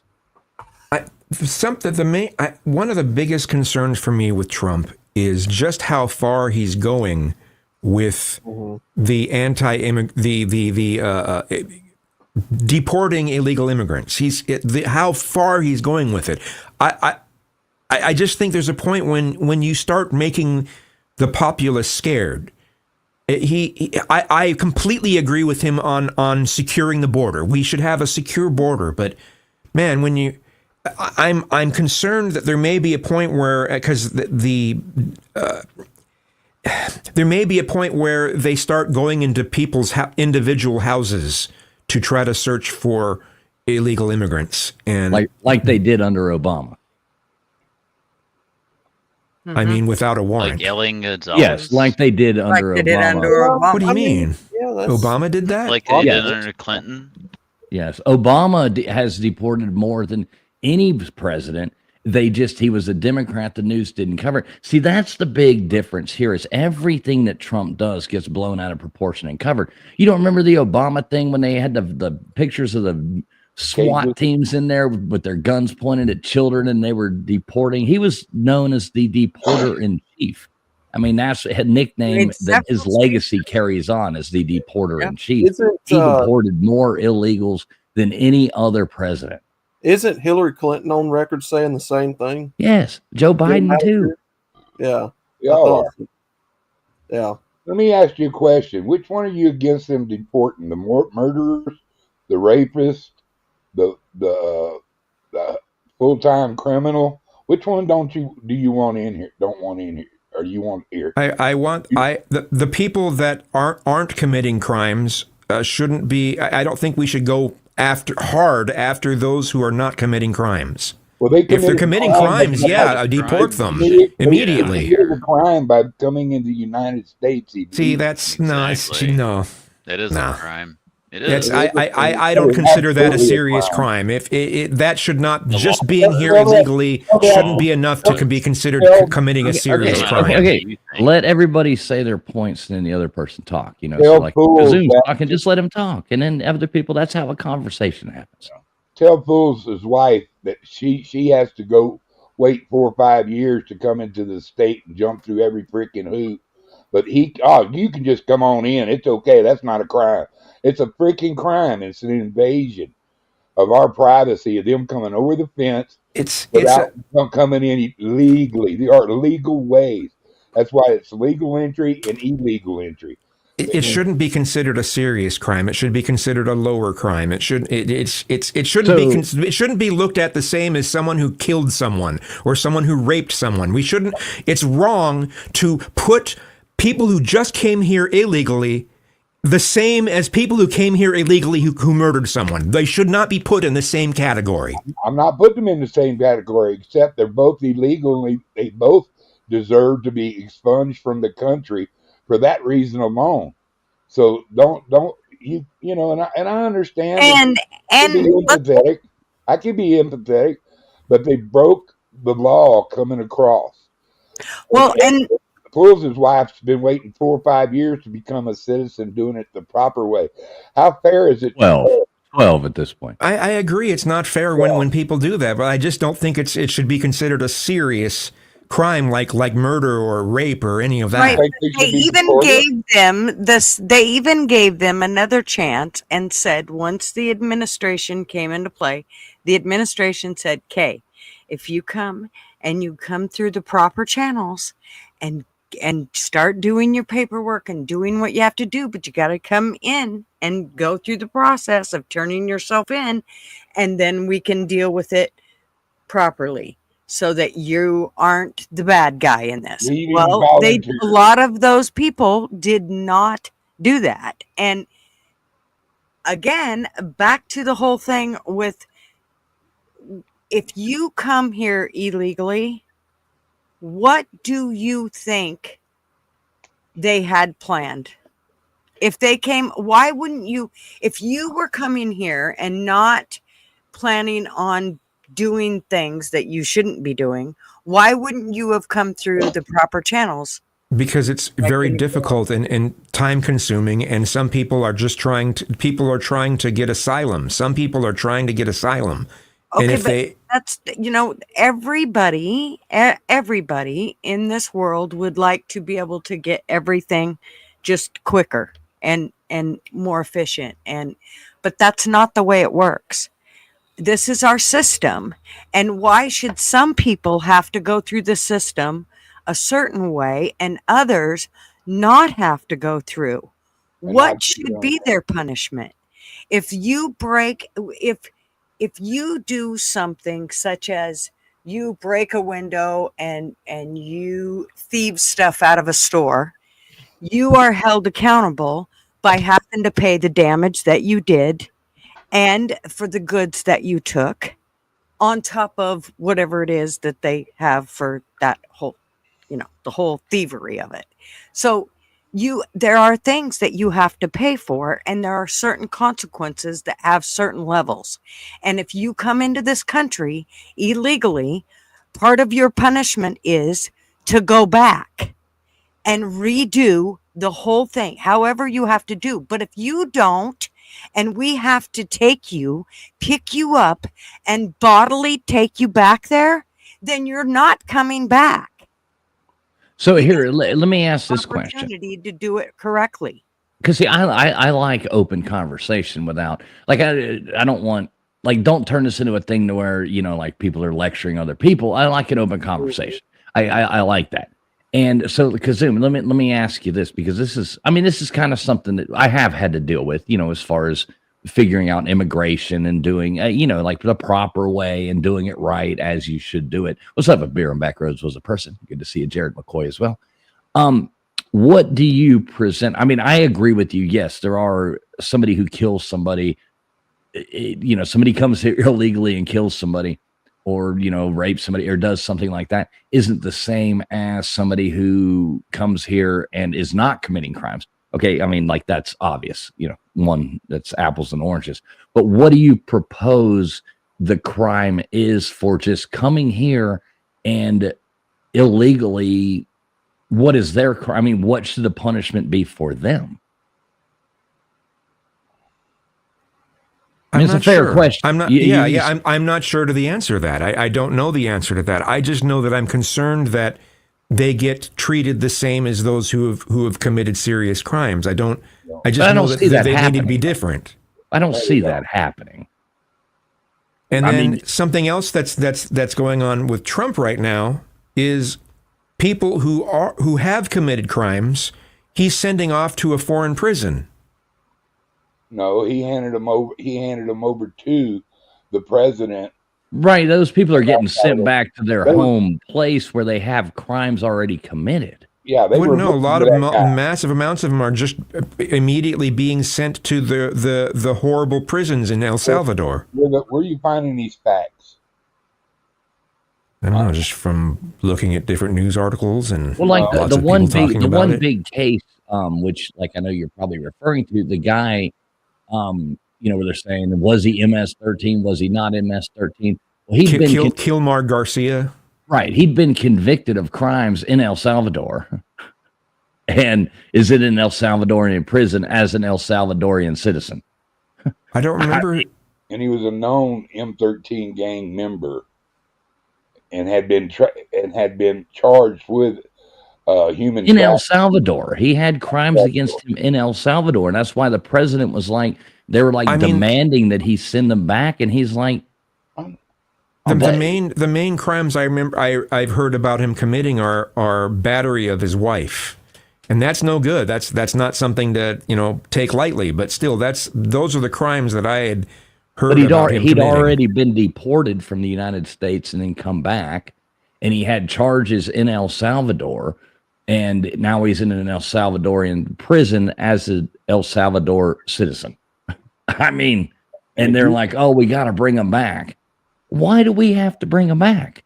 We don't owe these people anything. And I don't like I agree with it. And I am empathetic to these people wanting a better life and wanting a thing. The whole world can't have a better life and come to America, though. I mean, like, we have to have some sort of sane immigration, and it is a crime. There's no other country in the world that you can go to and outstay your 30-day visa without getting in some serious fucking trouble. That's happening here all the time. What is it? 40% of us people who actually legitimately seek asylum are approved. The other 60% are sent back already. And that's not Trump. That's Biden. That's Obama. 60% of the people, it's fake asylum anyway. And these people aren't even seeking asylum. They're not even doing it the right way. They're just sneaking in. And then they sit here and they work and they live in these places. Tax dollars go to this, I mean, I'm all about being nice to people, and I love people, and I want, the whole world, to be happy and, blissful. But you can only do so much. And we're blessed to be Americans, but everybody can't be an American, and you should come here and do it right. So, I mean, I'm fully on board with making the border more secure. That's something that I think is a really good thing about Trump. I don't think any of the other recent presidents have secured the border like Trump is doing. So I got to give him good credit there, because I don't understand how there are some Democrats who now argue, and they wouldn't have 15 years ago, but they would now argue that no, we don't need a strong border. No, just let him in. Oh no, open borders. There's so many open AOC to me is someone who promotes kind of the concept of open borders, and it's stupid. Well, I mean, you get where it changes elections, it changes everything when you have all these people living in the United States illegally because of sanctuary cities and because of things like that. That changes election results. That changes who the presidents are. And then when there's politicians try to make laws that make it so that illegal immigrants can't vote, the Democrats vote against it. Yeah. But see, and then they wonder why people are saying that the reason why they want the open borders is so they can import voters. It's exactly the reason. Yes, that's exactly what that is. Well, and that's why they have sanctuary cities, and that's why they push them to these places. I don't think you have tons and tons and tons. I do think you do have a lot of people who illegally vote in elections. But it's funny how all the states that, like every state Trump lost, didn't have voter ID. It's like, oh, that's fishy. He won the ones where you did, but he lost the ones where you didn't. But it's not the fact that the illegals are being pushed into these places and voting. It's the facts that, when they do those census and things like that. Well, they were here in Oregon.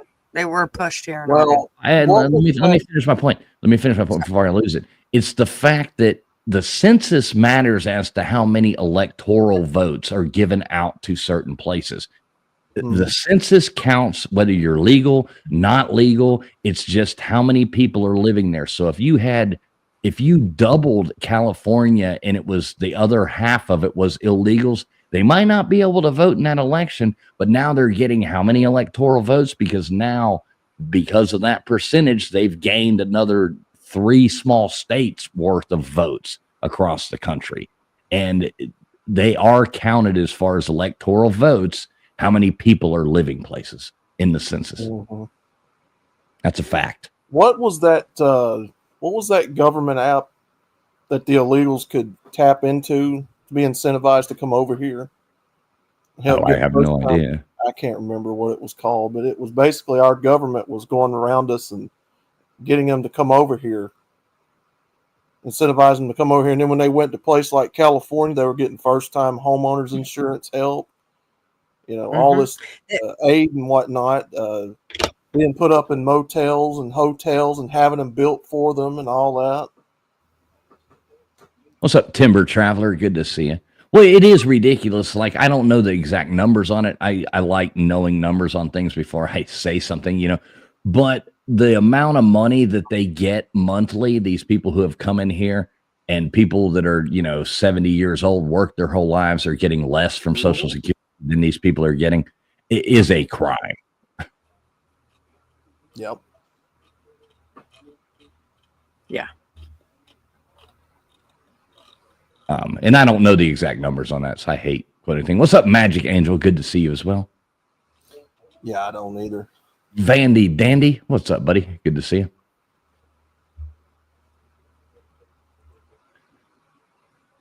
Yeah, and Vandy Dandy, I realized, and it was really hard to get in then during Clinton and during Obama and during, all that. I know people who made a whole lot of money here and couldn't get citizenship for 10, 15 years.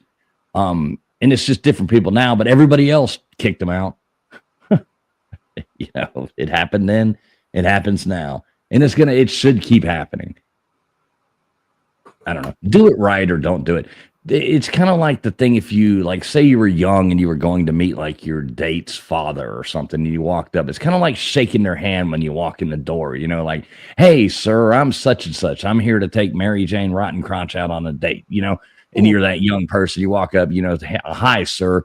I'm TF. I'm, here. It's kind of the same thing. Like you go in with, this is me. I'm here. I'm doing it right. And then it's when you're already cheating the system, you're never going to respect it. You're never going to respect what it is if you're already sneaking in. That's just the way I look at it. I mean, what do you think, Zoom? I always like to hear your thoughts. I like hearing other people's thoughts. I don't like living. I hate to admit this. I got lost for a couple of moments. I was looking at the other screen, and there's a bunch of comments on something, and I got kind of sidetracked. So I missed part of what you said. I'm sorry. No, it's all good. I mean, just what do you like? Any thoughts now that you've thought about it for a minute? What the punishment should be for people illegally entering the country, or?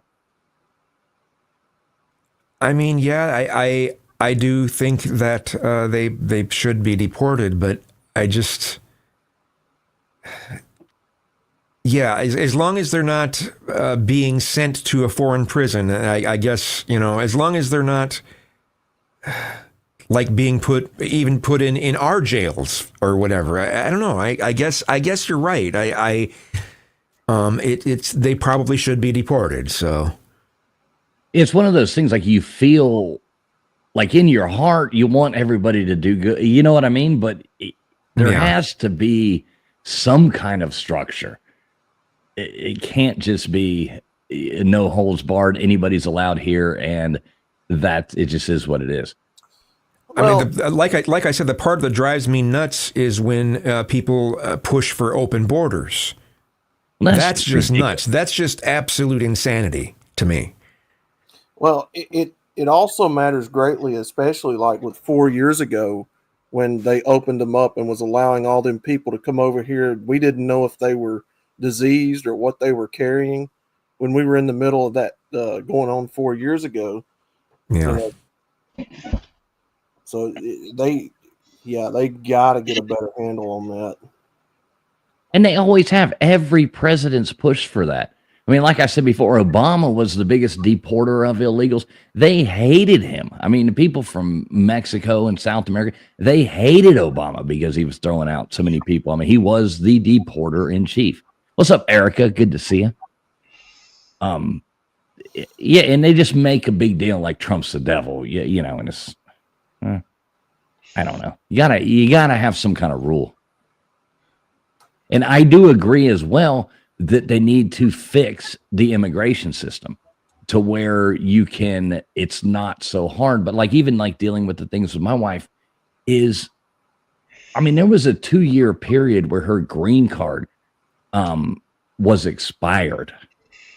And she was still legally here, but all she had was a piece of paper saying, due to massive influx, blah, blah, we are behind and will be use this as a form to like clear yourself. So like she was supposed to walk around. That'd make you nervous, right? Like you're supposed to have that in your back pocket everywhere you go.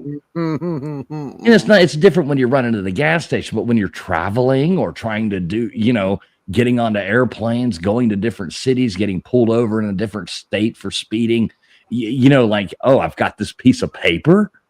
It's like, and they're backed up because of the people doing it wrong. Mm-hmm. Right. It's like if I may say, old Germany, papers, please. You know what I mean? Let me see your papers. That's fucked up. But it's, I don't. It's a hard thing. They need to solve it. I mean, we're not going to solve it here tonight, but hell no. It needs to be. The whole thing needs to be looked at. It's just kind of like the other thing with the, like we were talking about before, with the sex changes and stuff. It's we got to look at this with sanity. It can't be about you got to take the empathy out of it. Oh, can we talk a little? Lorraine brings up a good one. She said, but separating children from their families after crossing over is a crime against humanity. Well, yeah, Here's the deal. So and Trump explained this several different times. I listen to Trump often. And one of the things that he talks about is, and so did Tom Homan, he also explained this. When they say, okay, mom's got to go back to Mexico because she's here illegal, and she had this kid here, which seems stupid to me. That seems stupid. But anyways, the kid can stay here. The kid can go with somebody here. The government has said, yes, you can. If you can find somebody to watch a kid, whatever, and you go back and get your shit together so you can come back, go for it. But you can't stay here. You have to go there. And if you want to take your kid with you, you're more than welcome to. Well, I would think any good mother would say, I'm taking my kid. I am not leaving my kid for love or money. I don't give two. I would take my kid with me. I know I can protect my kid better than anybody else. So that's because no you're way. a good mom. Yeah. And Gutters, I think but there are some people who are so desperate that they think that their kid would have a better life without them, and to at least be in a country that's possible to have upward mobility. That's fair too. I get Gutter's sentiment, and I get yours too, Kiz. But yeah, I mean, it's a hard decision. Well, here's the thing as well. To that point, if you as an American citizen are driving down the road and you get pulled over for DUI, they're going to separate you from your child. You're going to jail. Maybe it's your third DUI. Well, you know where you're going? You're going to prison. For a long time. And you're going away and they're separating an American citizen. You know why? Because you broke the law. That's right. And so they're why putting your kid in should he be foster treated- care. Yes. Yeah. If you're dumb enough to drink like 12-pack of beer and then decide you need another 12-pack and get behind the wheel, yeah, you're fucked up. You've done fucked up. Yeah, but that's beside the point. If you commit a crime as an American citizen and do something, maybe it's not DUI. Maybe it's, who knows what crime you did. We'll go with jaywalk. Well, they're not going to put you in jail for that. So it's got to be something relatable that you're actually going to jail and they're separating you from the child. But say you commit some kind of, Ponzi scheme or some kind of thing like that as an American citizen. Now and they're separating you from your child and they're putting your kid into foster care and you're going to jail because you broke the law.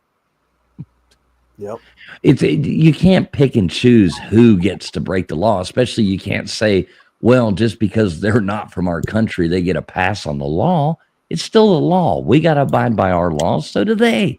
We all do. It sucks. A whole lot of laws, I hate them. You know what I mean? They suck.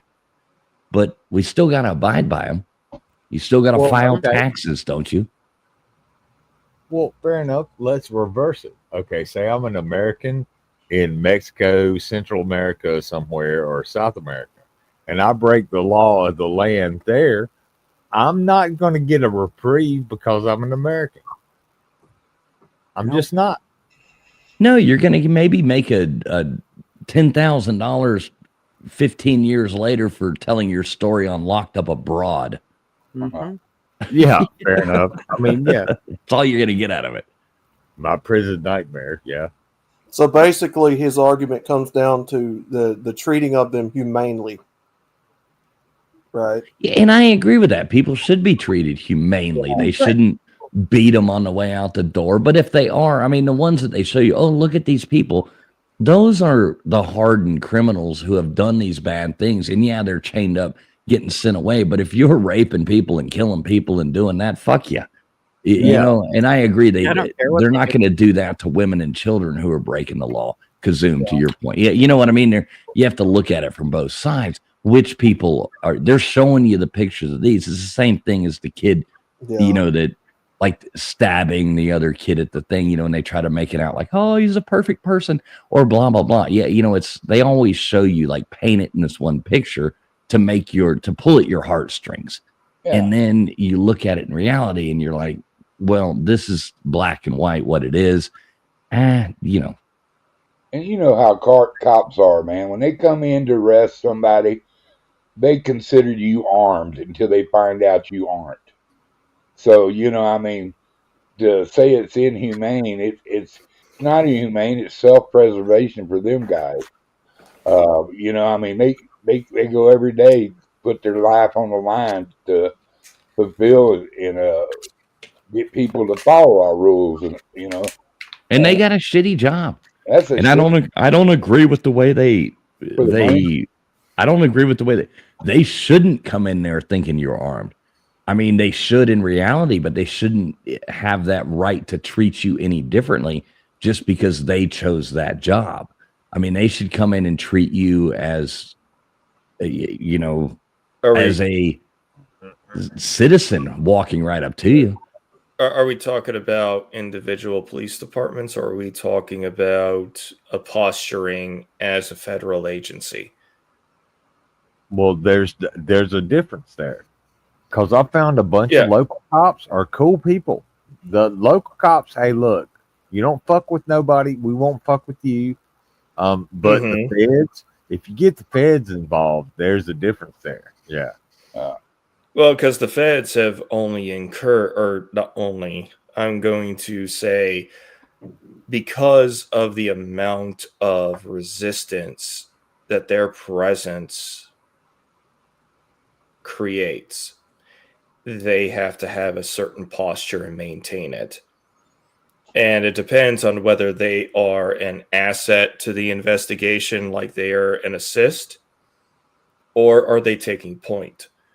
Yeah, are they a liability? But yeah, they could also let local PD do whatever they want up until, because they have, when it crosses state lines or it becomes a federal jurisdiction, but it's being managed inside a locality, they typically do like the locality to manage it because they think they have a better amount of success than if their presence is there.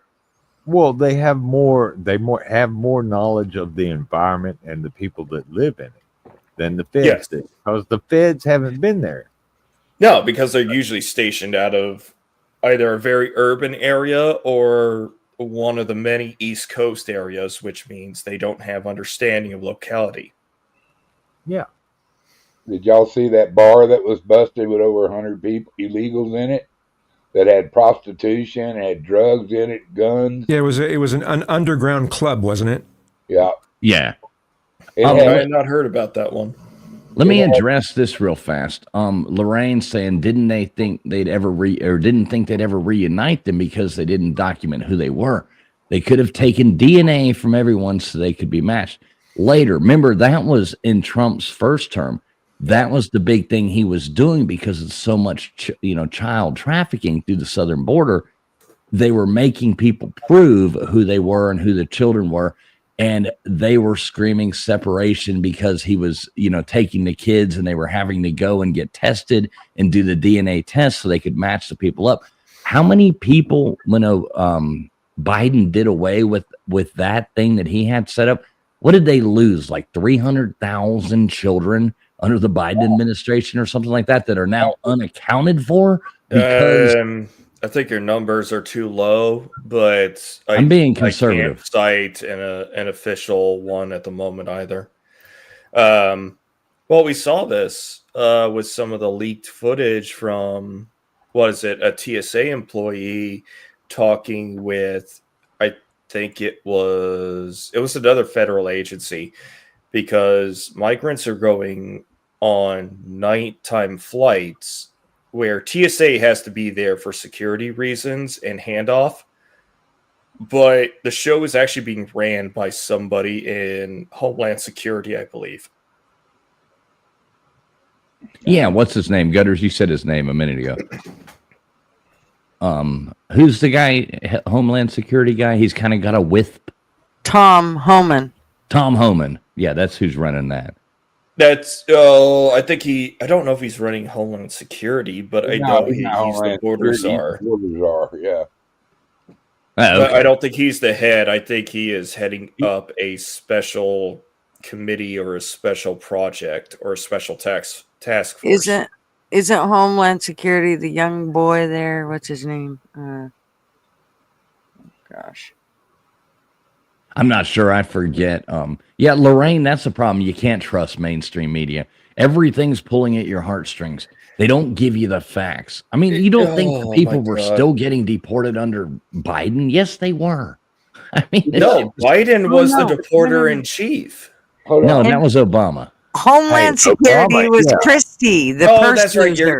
Yeah. Biden was the importer. I don't know what would you call him? The open border chief, the deporter in chief at the resident. time. But he was also he also imprisoned more journalists than any other American president had ever done, including Lincoln, because Lincoln imprisoned a shit ton of journalists, but our population was not as large back then. I agree. Who were you saying did this the most? For which subject? I said just now. Were you saying Biden? So I thought Obama was the deporter in chief, but at the same time, he also imprisoned the most amount of journalists, because the journalists wouldn't talk about who is leaking information to the press. Well, yeah, and he did the most drone strikes of any president ever. Yeah. That's why I said earlier, Obama would be considered right wing now, if to a lot of these people. Obama would be looked at as, he's far right. Yeah, they, you know what I mean? And a lot of his policy that they based everything on. A couple of subjects, yes, but like which are the biggest subjects? Thing, Tim Pool makes this constant joke. It's like, we're doing a survey, or we're doing a poll for support for Obama, because one of his drone strikes involved killing a minor. An American citizen minor. And the way that he was doing his mock-up is, we got to go and protect Obama because one of his drone strikes killed that kid. I forget the name of the kid. I don't know how much involvement it was, but his father was the target of the strike. Right. Yeah, I remember that when children died, and it was bad. None of it's good, and shit happens under every president. You know, I've said it a million times. If you agree with everything if you agree with every 100% somebody says, or disagree 100% with something everybody does, then you are in a cult. You are in a cult. If you're probably agree or disagree 100% with anybody, you can't. Yeah. Baker said, didn't Rosie O'Donnell just get deported from Ireland? Did she? After fleeing from Trump's America, where's the outcry for Rosie? Did she get deported from Ireland? I don't know if she got deported. I know they weren't happy with a lot of the stuff she was doing there. Oh. I know she said she was struggling there. She said it wasn't quite what she thought it would be. Yeah, she thought she was going to get received with, Rosie's here. Like there's going to be a big fucking parade. Everybody's like, God damn it, we get Rosie O'Donnell. Wow, man. Where did Ellen DeGenerate go? Mm-hmm. You like that play on words there, degenerate? Oh yeah. I remember Rosie O'Donnell blocked me on X a long time ago. She did this thing where it was her swimming in the water outside of right by Mar-a-Lago, and it was her and her daughter in their boat, and they're swimming there, and they just made this post, and I redid it and put her head on this fucking whale that was in the water, and commented it was right after she did it, and it was like blowing up and getting all these, and she blocked me, and her daughter actually cussed me out and stuff. It was funny. I have to laugh at what I just did. I just typed did, and just typing EL is, but did Ellen DeGeneres leave the U.S.? And I just typed did EL, and it finished the sentence for me. Nice. So it's you know a lot of people have been asking that, and I guess she's in I think she she's in London. I thought she moved to the UK. Okay, the UK. Well, good. Yeah, for her. she's been there for a bit, but I also heard her complaining about speech laws and the environment that it is out there right now, which is pretty terrible in the UK. Well, yeah. I mean, Well, I'm the sure she UK fits right in. She looks just like every other British guy.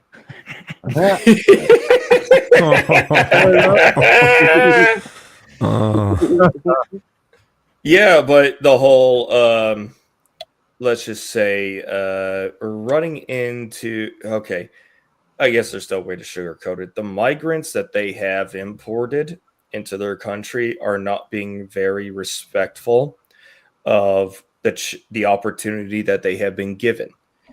They are hooligans at best, and at worst, they are everything we're hearing about, the snuggle struggle gangs, just organized crime in general, people who do not assimilate well with Western value. Well, wait. Are you talking about the UK or New York? I think UK applies more because New Yorkers. Okay, fair enough. I would think that, but I also think New Yorkers wouldn't have tolerance for such things as well. Not the indigenous population. By indigenous, I mean the people who've been here the last 250 plus years. 400. Hey, I'll be right back. I'm just going to grab a soda. All right. Yeah, you say that now. But fair enough. No, I'm not. I know I've seen New Yorkers when they get really tired of the protest. I've seen them out there going, "Stop it! This ain't doing a goddamn thing to help your cause, and it's disrupting us, and we're annoyed." But that's a polite way of saying it. An actual New Yorker is going up there yelling and screaming, "Get the fuck out of here! Rah, rah, rah, rah, rah, rah. You're fucking it things up. Get out!" Well, they only cover. You can take. I mean, sure, you can get 20,000 people, 50,000 people to show up to something that they care New about. York, yeah, it's In a city of what 3+ million, Right? That's not hard. It's not that many, but when you pack them all into one small place and show it on the news 24/7, it looks like a ton of fucking people, but it's not. You got all the other people that are like, I just want to go to work. Exactly. When you interfere with people's ability, your protests interfere with people's ability to make a living, you're going to see resistance, and you are making a humongous mistake. I love the videos of the people like pulling up to those things where they're trying to get to work or they got something going. And there's those people like sitting in the street and they just go up and drag them off of there and, run them up. Yeah. Like out of the way. Yeah. Imagine. But you got to be careful about which locality you're doing that too, because that could be considered illegal or assault. Mm-hmm. But okay. Imagine this. Imagine you were like on your way to the hospital and your wife was in labor and you got stuck in that. What would you do? Thump, thump, thump, thump, thump, thump, thump, thump. Don't ask questions you don't want answers to. But you know what I mean. No, anybody can answer that question. I mean, well, that's going to be. We all know the individual. There's got to be individual specific answers because some people will capitulate, and then some will go the extreme route of hell hath no fury, like somebody trying to give birth in the middle of a roadway. Well, my car weighs 5,000 pounds. That kid weighs about $1.80 at the most. Yeah. I'm going to win. Fair enough. Some of you They're going to get up. What's that, Ella? Oh, I was reading comments in the chat.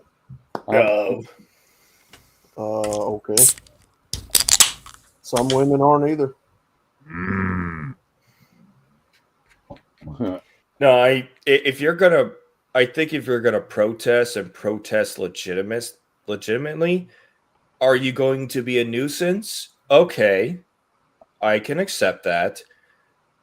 But what you should not do is interfere with my ability to do my normal daily activities. So, no blocking roadways until you get what you want, because that's a temper tantrum.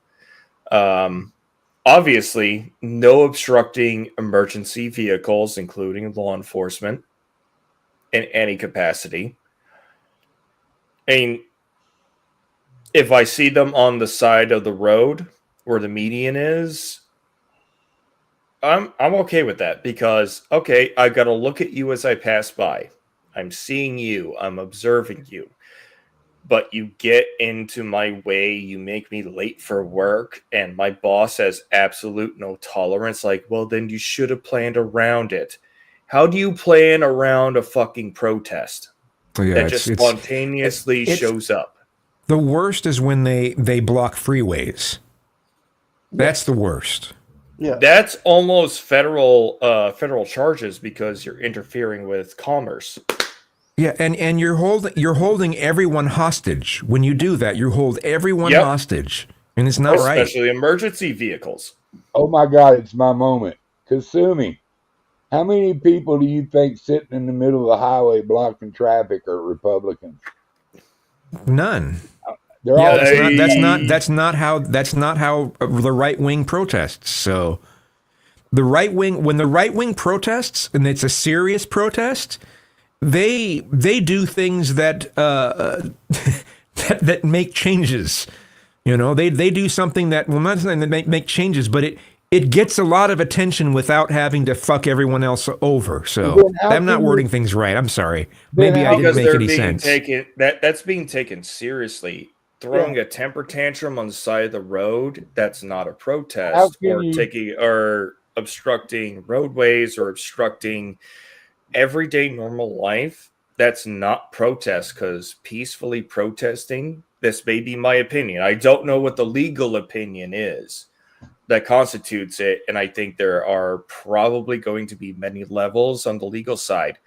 But at least for me personally, a peaceful protest is something that I'm going to have to look at, and if I want to know more, you're right there for me to go up to you and talk about and get to learn more. Yeah, but not an obstruction to a necessity that everybody has a necessity for. And the same for not obstructing people from being able to get into a college, physically. Mm-hmm. There's been protests, anti-Israel protests, where they've went to colleges and blocked people from going into the school. But that's your how very tolerant, how very inclusive. Hell, they locked that one group in the room. Remember, like they basically had to hide in a closet, and they wouldn't let them out. They were detaining those people, basically keeping them hostages. That's false imprisonment, which is FBI territory. Yeah, and it's FBI, all so dumb. It's all so dumb. One of the things the FBI doesn't fuck around about is kidnapping.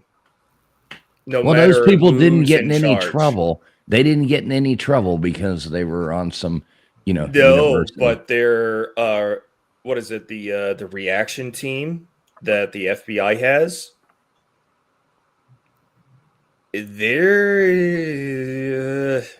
They pulled triggers faster than I did. Fair enough. But yeah, the thing I'm sure is, they're badass. Well, the thing is about. Go ahead. Okay. No, go ahead. Finish your point. I'm only saying that because when they're deployed into an operation that's live with massive amounts of people, or whether it's a enclosed area, because the FBI reaction team, I forget what it's called. It's not QRF, like the Quick Reaction Force or SWAT. They got their own acronym for it. But they are exceptional killers. But they also have very extreme trigger discipline, because they know that they're going into areas that are going to be surrounded by civilians and non-combatants. It doesn't mean that they're not going to loosen up on those restrictions if they're going up against a large protest and there's an imprisoned amount of people behind them. Jared McCoy asked a question. He goes, define terrorism. And I think that would be Hillary in public without makeup. Fair enough. That is fair I think the enough. legal definition is using tactics to terrorize a populace for political gain. Now, we know what it is. I'm just trying to make it a little funny. Well, that would actually, I say qualifies. One person's terrorist is another person's freedom fighter. Revolutionary. Yeah, you see all freedom fire. You see all these people going crazy though, Consumi, and they're sitting in they're doing that kind of stuff. They're screaming at the poor little Israel people over there at college and stuff. Do you ever just clench your feet and go, "Yay, team"? How can you choose that side, that kind of lunacy, that kind of barbarism, as that's the side I wanna be part of? And I do have to agree with Fool that the Republicans are more like the 1950s Democrats now. We're in the middle row. The Overton window shifts, but the Overton window in the last 20 years has made a dramatic and extreme shift. Well, Democrats, like I said before, are screwing up, and they're choosing to die on a hill of things that the majority of Americans don't give a rat's fucking ass about. They do not care about transgender surgeries. They do not care. The majority of Americans, I mean, every poll, That's not a voter issue. Yeah, I know, but when you make it one and talk about it and push that, people turn against you. And one of the biggest voter issues, and you see it, is people, the majority of Americans want the immigration shit fixed. They don't want illegals everywhere. And the Democrats are dying on these hills of these things like that the majority of Americans are like, I agree with this, I agree with that, but I'm sick and fucking tired of this. Now, what's interesting is how Europe, even though in so much of Europe they're being affected far more by the illegal immigrants than we are here in the States, just because of the size, the population and the size of the land, right? Right. And yet they're still doing they're still having the opinion of open borders and just let them all come in. Oh, look, let's give these people housing. It's just like, I think it's it's kind of destroying parts of Europe as far as the culture. And then they have to worry about all these knife stabbings and we haven't had that nearly. We don't have it's a tiny percentage of the problems they're having in Europe with the illegal immigrants. One of the most beautiful things about traveling, about going other places and seeing things is the culture. When you get somewhere different and you see their culture, that is a really cool thing. And all these, European countries, like Kazum saying, I mean, they all have their cultures. And you go to these places, and that's the culture. There is an American culture as well. It is different in the South as it is, when you get over to Texas, and then as you get, and then you get from Florida. The U.S. Hang on, let me finish my point. No, go ahead. The U.S. is like Europe. It's the same size, basically. As that. So you could break it apart like that. There's all the different cultures. Go to Asia, there's different cultures. They want all these people not to assimilate, but everybody that's in that culture to assimilate to them. It's fucking ruining the world that you can't go to these places. And I don't want to go to France and have it feel like I'm in Dubai. I don't want to go to, I want to go to France and it feel like I'm in France. I want to go to Italy, feel like I go to Italy. I want to go to Tennessee. I want to feel like I'm in Tennessee. I want to go to New York. I want to feel like I'm in New York. And they're wrecking it. or Chicago. Yeah. Or So- LA. Yeah. Look at some of the other non-Western nations that have these open border policies. Well, what are their immigration policies? Oh, fuck around in Poland and find out. Oh, yeah, and most of these places they're going to keep their homogeneity, which is their ethnic peoples. Race is irrelevant.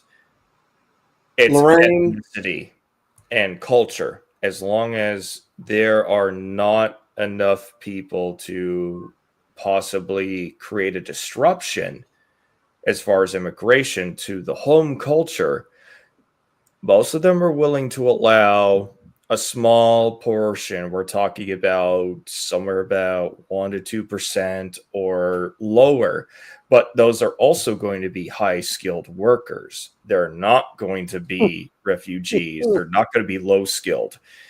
Japan or most of Asia, look at their immigration policies. The Arab world, I think most of us whiteys here would not be welcome. Let alone would we ever get a visa equivalent to go there, unless we are of a high value to them and we also have to convert. That's going to be a condition that they're going to say is, well, you're going to have to prove your conversion to Islam. No, Lorraine, I've seen some ugly women in politics too. I'm just saying, y'all ain't no prize either. Oh, man. I don't care. And you know what, Lorraine? It's because they stay there so long. I made sure I didn't take it personal to anybody on panel. You know Hillary's an evil woman. You know she's an evil woman, but yet you'd rather chastise me about me making a funny comment and take up for an evil woman who is responsible for a lot of deaths. And you know, come on, man. You know, we're here to crack you up. We're not here to try to piss you off, or are we? You know, because not everybody agrees. Oh, no, she didn't offend me. I just, you know. No, I like the jokes. I like the jokes back and forth. The banner, I love the banner. Nobody here, we don't have. I like to feel this is always a place people can be, you know, themselves and not have to worry about it and say whatever they want. Everybody's welcome here. Absolutely. Do I have ill will against comments that go against my stance? No, I just ask you to back them up so that way I understand why you come to this conclusion. And if I think you're incorrect, then maybe I want to introduce evidence that I think will convince you. If it doesn't, I made my shot. If What's up, Maven? Maven, good to see you. I've never dyed my hair. As long as we are not being the devolvinists when it comes to discourse, we could disagree all we want. And I encourage it because we should never be in cohesion 100%. I like disagreeing with maybe a crucial issue like this is life, limb, or eyesight kind of opinion or stance we got to make. Well, you should always be challenging your viewpoints. You should never be stagnant in any of them. Yes. Hey, dude, I flipped on issues before that at first I scratched a line in the sand and said, hey, don't you dare jump over that line. I drawed my line. But, you know, then we have a conversation. I go, well, you know, kiss my ass, I'm wrong. You know, you make sense. And see, and I like talking to people like I like talking to people like Kazoom. Kazoom's, you know, like a little bit to the left. It's not that extreme. Like you can't. And then Kazoom, like answer, like, would you agree with this? Like, you can't have a conversation with somebody who is like that extreme left that is, you know, just batshit fucking crazy. you can't have that. Yeah, kind of- and where everything is about oppressors and the oppressed and the progressive stack and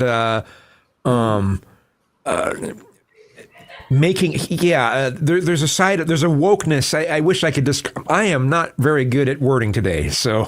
Well, I'll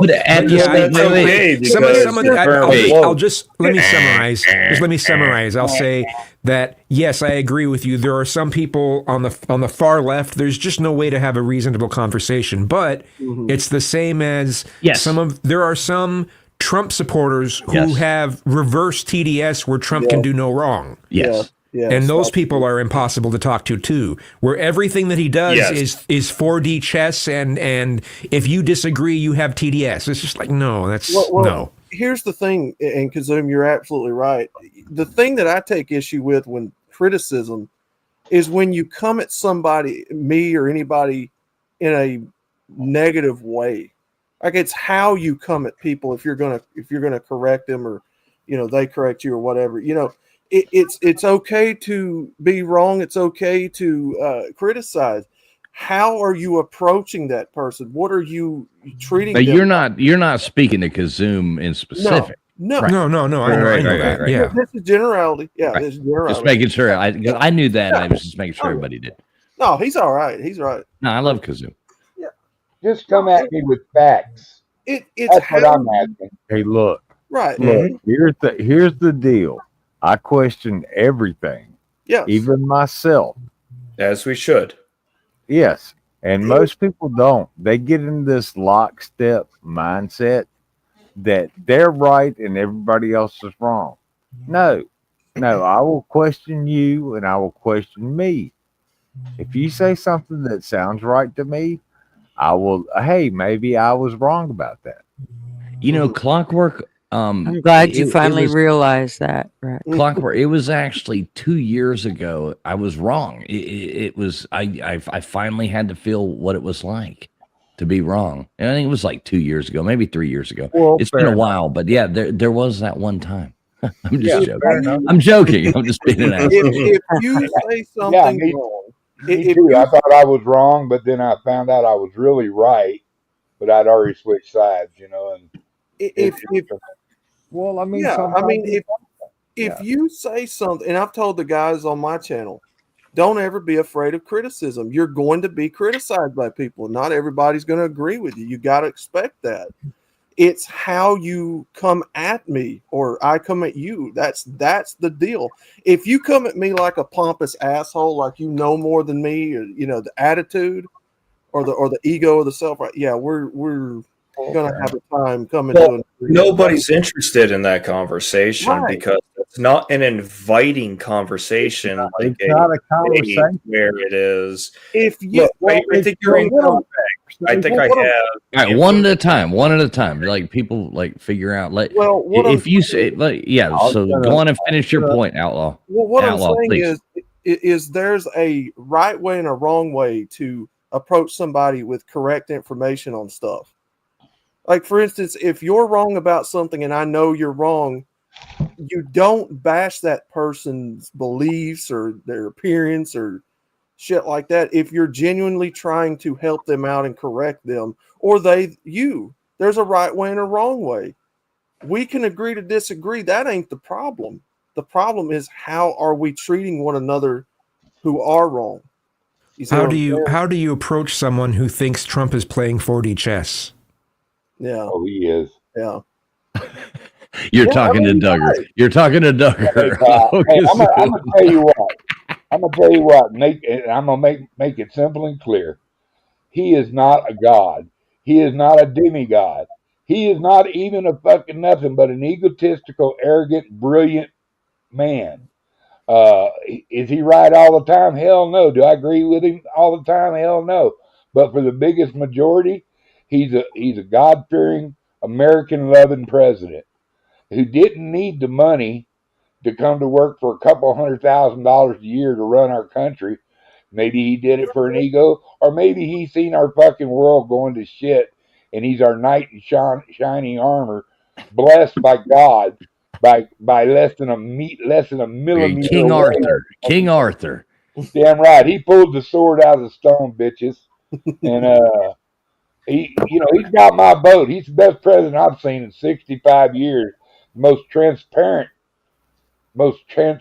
You know, I knew he's going to be my hero when the left started attacking him for no reason other than he's fixing to throw a wrench in their little money making schemes.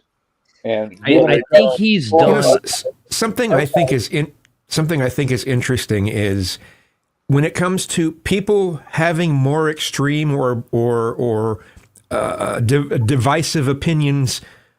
It's on the left. It's the young people who have the crazier opinions, and on the right, it ends up being some of the older people who have the crazier opinions. And I just think that's an interesting.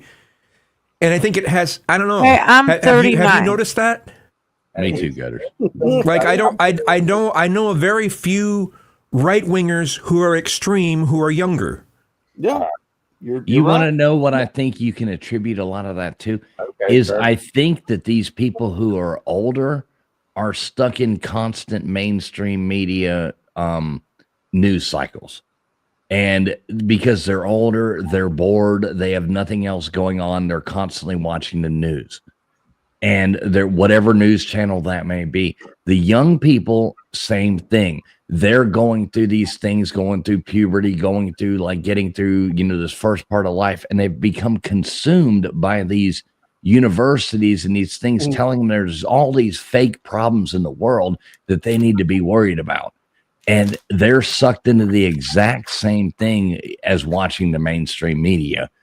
And they probably start getting sucked into, following Occupy Democrats on Facebook or blah, blah, blah. And they think everything is the fucking Republicans are killing your grandparents and taking away they get sucked into that. So I think that's kind of the thing. The people in the middle, you know who the people in the middle are? Trying to pay their fucking mortgages off. They're trying to pay we're all working. We're all doing stuff. We keep our bills paid. Yeah. Well, people are actually too busy to care about voting because they've got more immediate concerns. That is bullshit.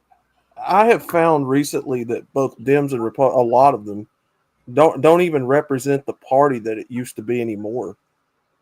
You got a lot of extremist activists on both sides that have blown the parties out of proportion so badly that they don't even represent a fraction of what they both used to.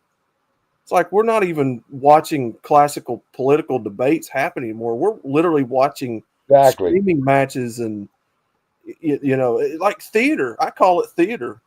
Yeah. I mean, it's so many people on the right will call those that are on the left, they'll label them communists, and so many people on the left will label people on the right fascists. And it's that divided now. It's communism versus fascism. And no, not really, but that's you'd think that if you go by what people are saying. Have you ever listened to real quick? Let me give a Kitty. What is up, Kitty XO? Good to see you. Good to see you. Have you ever listened to Kazoom? I think I might have mentioned this to you before. One of the most interesting things that'll probably get you flagged by some kind of, alphabet agency for watching these. But have you ever listened to the AI speeches that they do that are of the like Hitler or Stalin or Mussolini? Oh yeah, where they make it so it's still his voice, yes, but he's speaking in English. Yes. Have you listened to these? Yeah, I have. A lot of them? Not a lot of them. I've listened to probably 3 of them. So okay, go to the ones where it's like Hitler giving his like closing argument at his trial. Go to the ones where like Hitler's giving his like at the beer hall, whatever. Those rally speeches, and you see what these people were going through. And I'm not saying I support what he's saying, but I can understand why the mass majority of these people coming out of World War I, living in poverty, living in, and he brought this thing to the people and the way he presented it. I mean, fucking brilliant. And you listen to the ones with like Che Guevara, you can listen to Fidel Castro, you can listen to it's so many people. and it's awesome in their voice in English. It's amazing to listen to. And just so you know, Kasumi, I lean more independent, libertarian than a. I'm not an extreme right winger. I voted for Obama, and I get a lot of shit. I get a lot of shit from his first let him in. I said, give the brother a chance. What the hell? Let him in, and because I liked he had a good, he's very articulate, and I voted for him. Especially after the Bush debacle, so. But I mean, say what you want about Obama, but he was one of the best orators we've ever had. Exactly. And I did vote for him the first time. The second time, I didn't vote for him because I could see through his cloud, his treachery. But I'm just saying. Your new nickname is O Duggar. Hey, Travel. Kiss my Harry. No, just and it ain't Harry. I promise you, I'm Greek. So and Irish. That's a double non-Harry thing. So anyway, I'm just saying. A lot of people think I'm just hated that extreme right guy, and I'm not. I'm more of an independent. I'm going to vote for the guy that I think is going to do the best job. I'm not. I hate the party things. I think they should be done away with. I think Obama made sure to wake up the racism back into the. He really did. He really did. Really stirred that shit right back up. That's why I chose to vote for somebody else. That's why I dumped Obama in his second term. And so, I mean, you never judge the book by its cover. Trump is non-stoppable, dude, because he brought back common sense. Y'all keep saying how he's bad. Tell me something he's done that he hasn't promised. Okay? Everything he promises, he gets accomplished. No, not necessarily gets accomplished. You can't say that. Yeah, he attempts to do everything he says he wants to do. He fought him tooth and nail his first term.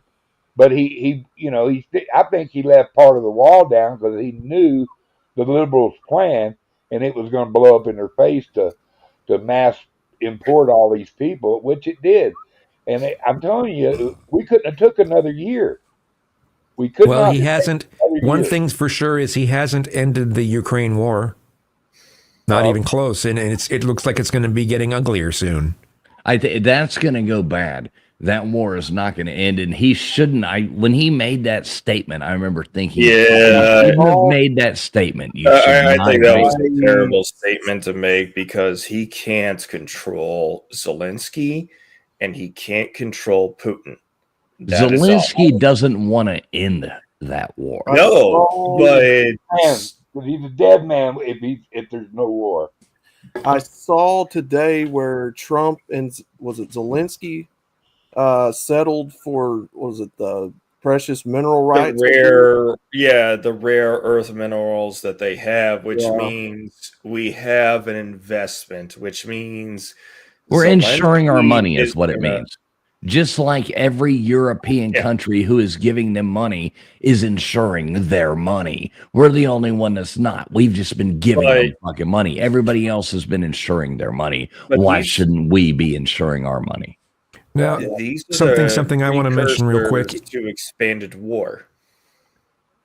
Trump made these promises that he would lower the cost of a lot of things, and his policies are only going to guarantee the cost is going to go up on a lot of things. Eggs are down, gas is down, overall. Wait, Doug. He has no control over either of those things. You're right. Sure he does. You're right. Out of oil. No. So Kazum. So I agree with you. He shouldn't have gone out there and said those. He said a lot of stupid things, and all candidates say a lot of stupid things when they're running. But I do think the tariffs are going to cost. They're going to cost us so much money. It's going to be so expensive for so much. If just to play devil's advocate to your argument, if it doesn't work you do know there is a possibility that that's not going to happen, right? That prices will go down, or They At already the are. same time, No, they're not. They're people no, they're start not already making going down. No, I paid What? especially $2.70. on imports from China. It's But going to be at yeah, least but- double. shit, we don't really need it. That's right. We don't need it. That's all shit that falls apart as soon as you get it. And here's the deal. But most of what those companies that are in other countries, they are going, you know what? I just watched an entire briefing of him going over with all these companies that actually brought their money to the United States. And I mean, it is billions and billions and billions of dollars that each one of them brought to the country. And I mean, to me, it just shows right there. It's exactly what Trump said. These companies will realize that they need to come to America, and And they need to already work are. here. They are this is another thing. Things that presidents do today, you don't see the effects of in 2 years, 3 years, 4 years. It's kind of like the drilling for oil. Biden could say, we're still drilling, we haven't stopped drilling. But what they weren't doing was issuing any new permits. It takes 2 to 3 years for people to get a permit to drill in an area. Then they have to bring in prospectors to see if there is any oil even there. And then they have to make roads. And then they have to, set the things up. Like, these things don't happen for 3 to 4 years. And, when Biden could sit there and say, we're still drilling, we haven't stopped, it's because of what was done at the beginning of Trump's term. And these things go on and on. I'm not sure if the tariff thing is a great idea or not. I don't know yet. I know that one of the things they want to go with is lowering Americans' income taxes and things like that. And, you have to look at things in different ways. We'll see what happens. I don't know. Maybe it's not going to be a great idea. Maybe it is, but we don't know. You can't go off of a week after it happens. Okay. It has to be a decision. For instance, Trump wanted to have companies like Apple make their products in the United States instead of China. Well, his tariffs have made Apple choose to manufacture their stuff in India. And somehow this administration called that a win. How is that a win? We were supposed to bring back to America and now it's to India. How is that a win? Well, India and us have a way better trade policy than, so I mean, if it's getting us the product cheaper than us paying, Chinese tariffs and stuff like that, then that could possibly be a big win. I mean, we are big partners with India. Yeah. And another thing, over 100 days ago, I was paying $4 a gallon for gas. I paid $2.70 for it today. I bought 2 cartons of eggs for under $5 today.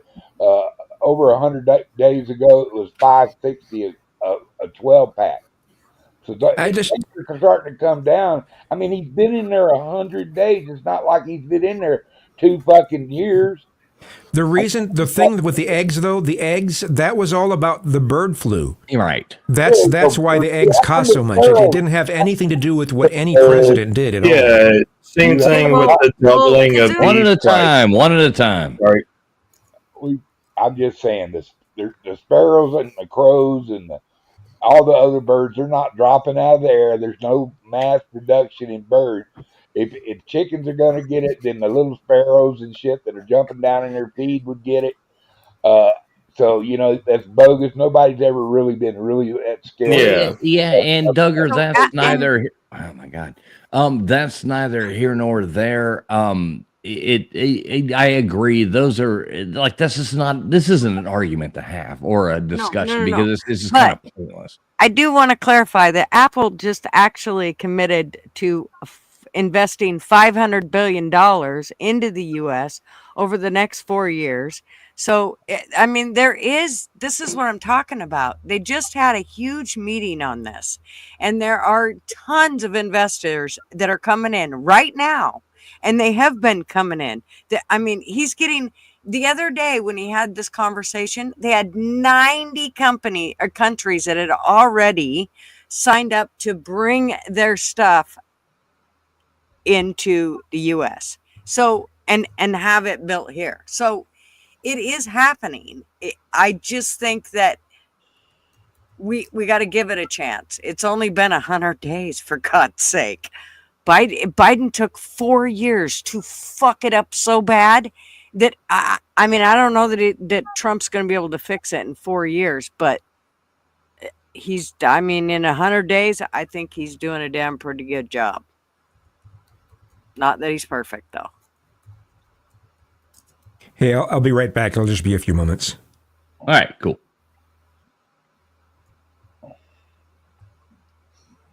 Yeah, I don't. We'll see what happens with it all. But a lot of the stuff he's doing, I really like. A lot of it, I don't know. I'm hoping it works. I hope every president works. I don't root for my demise. Yeah, right. Yeah, so we'll see. We'll see what happens. Yeah.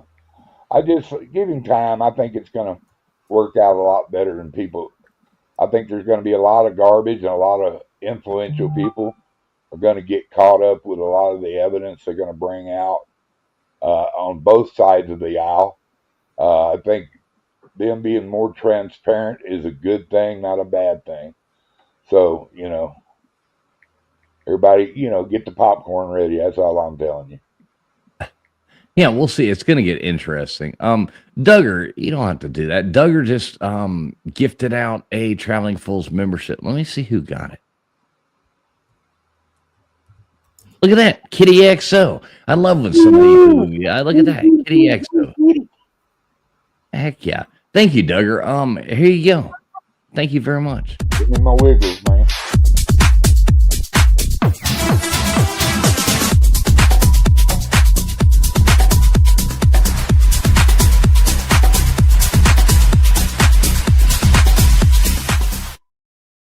Was that Thank my you, avatar? Best damn $5. Yeah, I mean, Was that she's in the running for better ass than Andrea. What? Wow. I don't care. Andrea will not stand for this. I love her. So Traveling Fools, are you still there or are you still gone? Okay. No, I'm here. I haven't left. Just 3 quick points. I wrote them down because I think they're important, but I didn't want to interrupt or be a disruption. So earlier people were it was what is it? I wrote down argue the point. Always argue the idea. Don't go do an ad hominem attacks against the person doing it. Attack the idea if you think the idea is incorrect. Don't attack the person because that just doesn't lead to anywhere in any debate. Yeah, we try to do that here. The other point I wrote down, they don't like it when somebody of the donor class gets out of their lane and becomes a politician. And that's relating to Trump because he supported both parties. He played both sides. Well, he was a Democrat. And then he was, he may have registered as a Democrat. How he voted, unfortunately, that is a matter of record. But I think that's a Fourth Amendment violation because I get notices of who I voted for in elections. I don't think any letter like that should ever go out to anyone. Exactly. And the third one, I didn't write down, but it was just off the tip of my tongue, and it was just talked about. Spit it out. We're gonna have to table that until I can remember if I can. But no, I just didn't want to disrupt the conversation. Was it the companies coming back to the U.S.? Did you write this in English? You said you wrote them down. Did you write them in English? I write them in cursive, actually. You're fucked. Nobody writes cursive anymore. Jesus. Yeah, kids aren't taught cursive anymore. Actually, my kiddo has been taught cursive in our school district. Oh, okay. I'm thankful for because it is a dying written language. And I don't think it should be. And I don't think it should be relegated to a signature line. I think for those who want to practice it, just write in cursive because it is very free form. And for those of us who have maybe a propensity to inflammation or arthritis in the wrists, it's a lot easier to do when you're doing handwritten stuff. And we're not totally away from handwritten material. They did an experiment recently. So Michael J. Fox recently wrote a book in cursive, and 99% of the students under fucking 12th grade couldn't read it. Considering Michael J. Fox's affliction, that would not be surprising.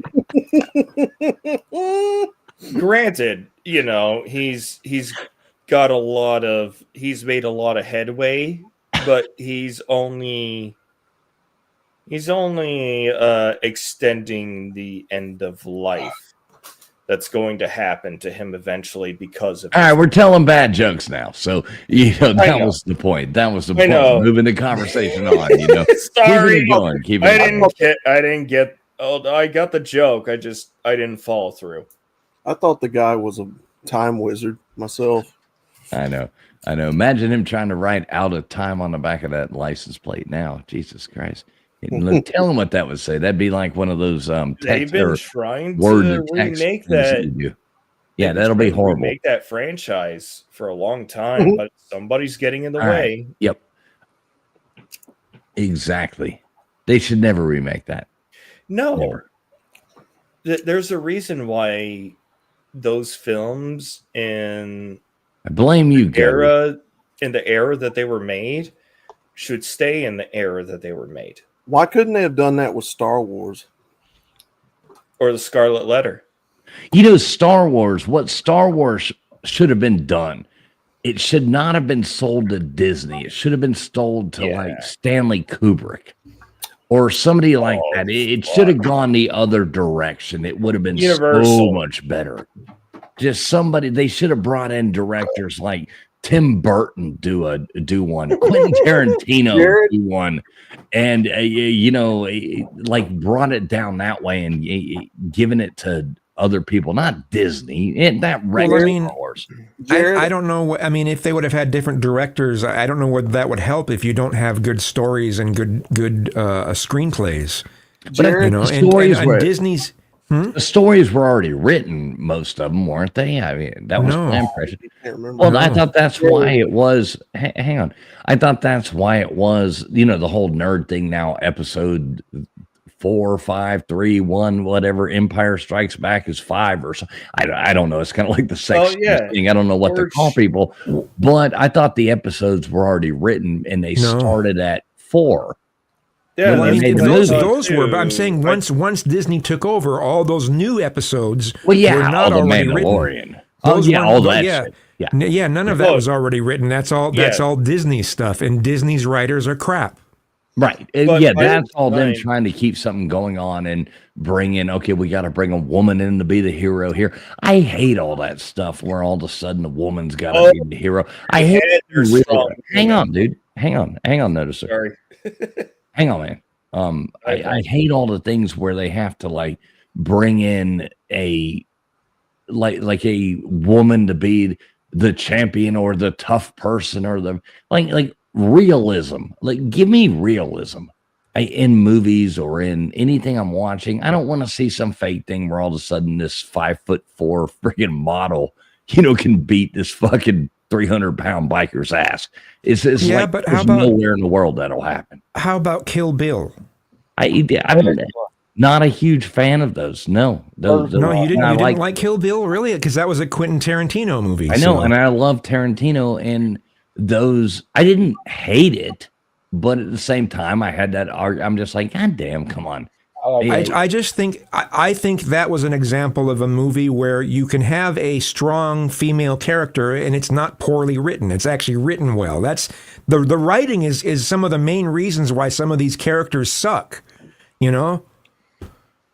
I know, You but can't, isn't you there can't have them. something to You be can't said? have them going against impossible odds, and then just I can just swipe my hand and the enemy's gone. It's just stupid. You got to have something. You got to have at least. Give us a reason to hate the bad guy. I don't know. Not made Kill Bill. Marys Kill too? Bill at least made sense. She didn't have ridiculous odds. When it comes, at least in comparison to what you do But in Star Wars. I agree. I agree with that. I do agree with that. But I don't like the movies where they make the woman. And I agree with you. It's just not. It wasn't my favorite movie. Not just because of that reason. It was just. I don't know. It just wasn't my favorite Tarantino movie. Does that make sense? Fair enough. My favorite is still Pulp Fiction of his. That will always be my favorite of his. Absolutely. My favorite thing he's ever been involved in, which was what got him into the industry, was True Romance. He wrote that, sold it for $50,000, and got in there. That is the best story play that he's ever done. True Romance. That movie is fucking brilliant. I mean, the all-star lineup in that is. I didn't know he wrote that. Yeah, that's what they gave him $50,000 for that. And yeah, because I've definitely seen that one, and that was a good. I didn't know he was involved in that. That's interesting. Yeah, give me Death Proof. I love Death Proof. Death Proof. I love that. What was it, Stuntman Mike or Stuntman Bob?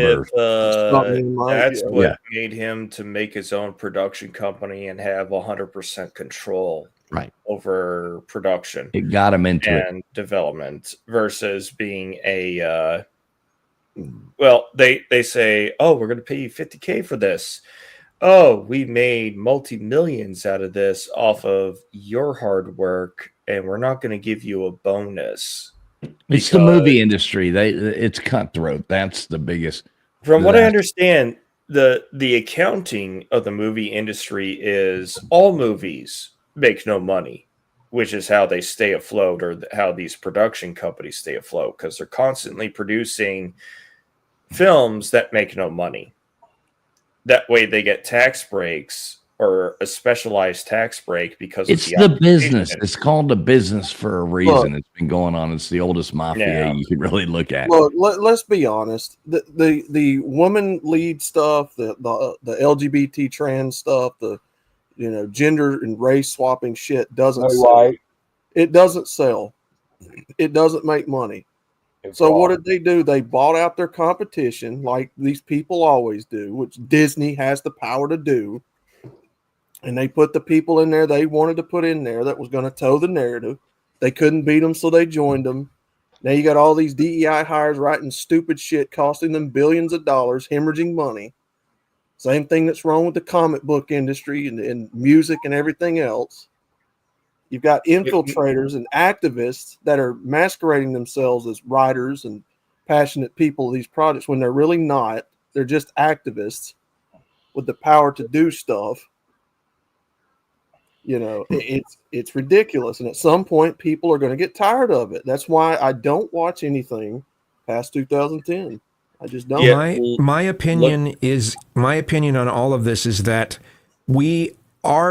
the United States has become creatively bankrupt. I'm not saying the United States. Hollywood has become creatively bankrupt, and they think that if you change up these demographics, that'll make up for it. It's just like, no, we're creatively bankrupt, and I don't know how we're going to get out of it. What do you think? You look at the taking it back to what I was saying before, like women in roles. A woman can have a strong role in a movie. I mean, you look at and still be a woman. Even Alien was kind of over the top. But like go back to the first. Like who was the first African American woman to ever win an Oscar?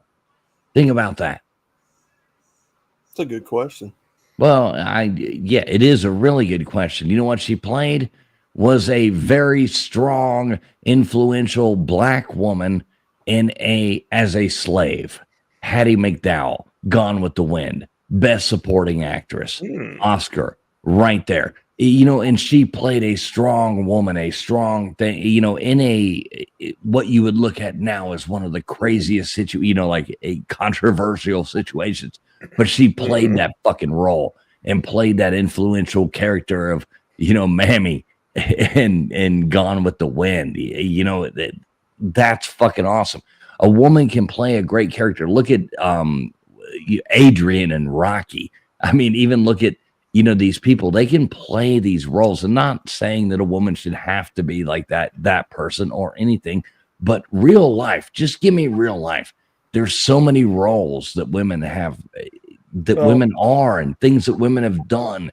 Focus on that, not trying to create a fantasy world where some 5'4" fucking Instagram model is beating up a 500-pound biker at a bar. You know what I mean? Like, don't show me that. Yeah. Well, yeah, you're not wrong. I think the idea of strong woman has been warped throughout the multiple decades, especially after the 60s. Instead of complimenting men, they are competing against them. Yes. And I think it is that competition that has poisoned the sexual dating marketplace of today. Yes. A lot of the writers and producers and directors and actors are all getting old now. So the newer narratives are coming in of, inclusion. It's totally fucked up our movies. I mean, thank God for people like Wes Anderson and even the Coen brothers are getting old now, but I mean, they were like a refreshing, bring back of good movies. Wes Anderson, Tarantino coming in there Tarantino's like a modern day, what's his name? Oh shit, Chinatown. Shit. What the hell's his name? Come on.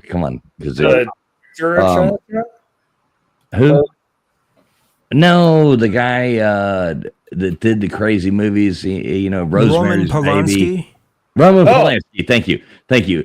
Hey, I don't like that controversial director of the Roman Polanski of the modern. He comes with his own baggage. Well, they both do.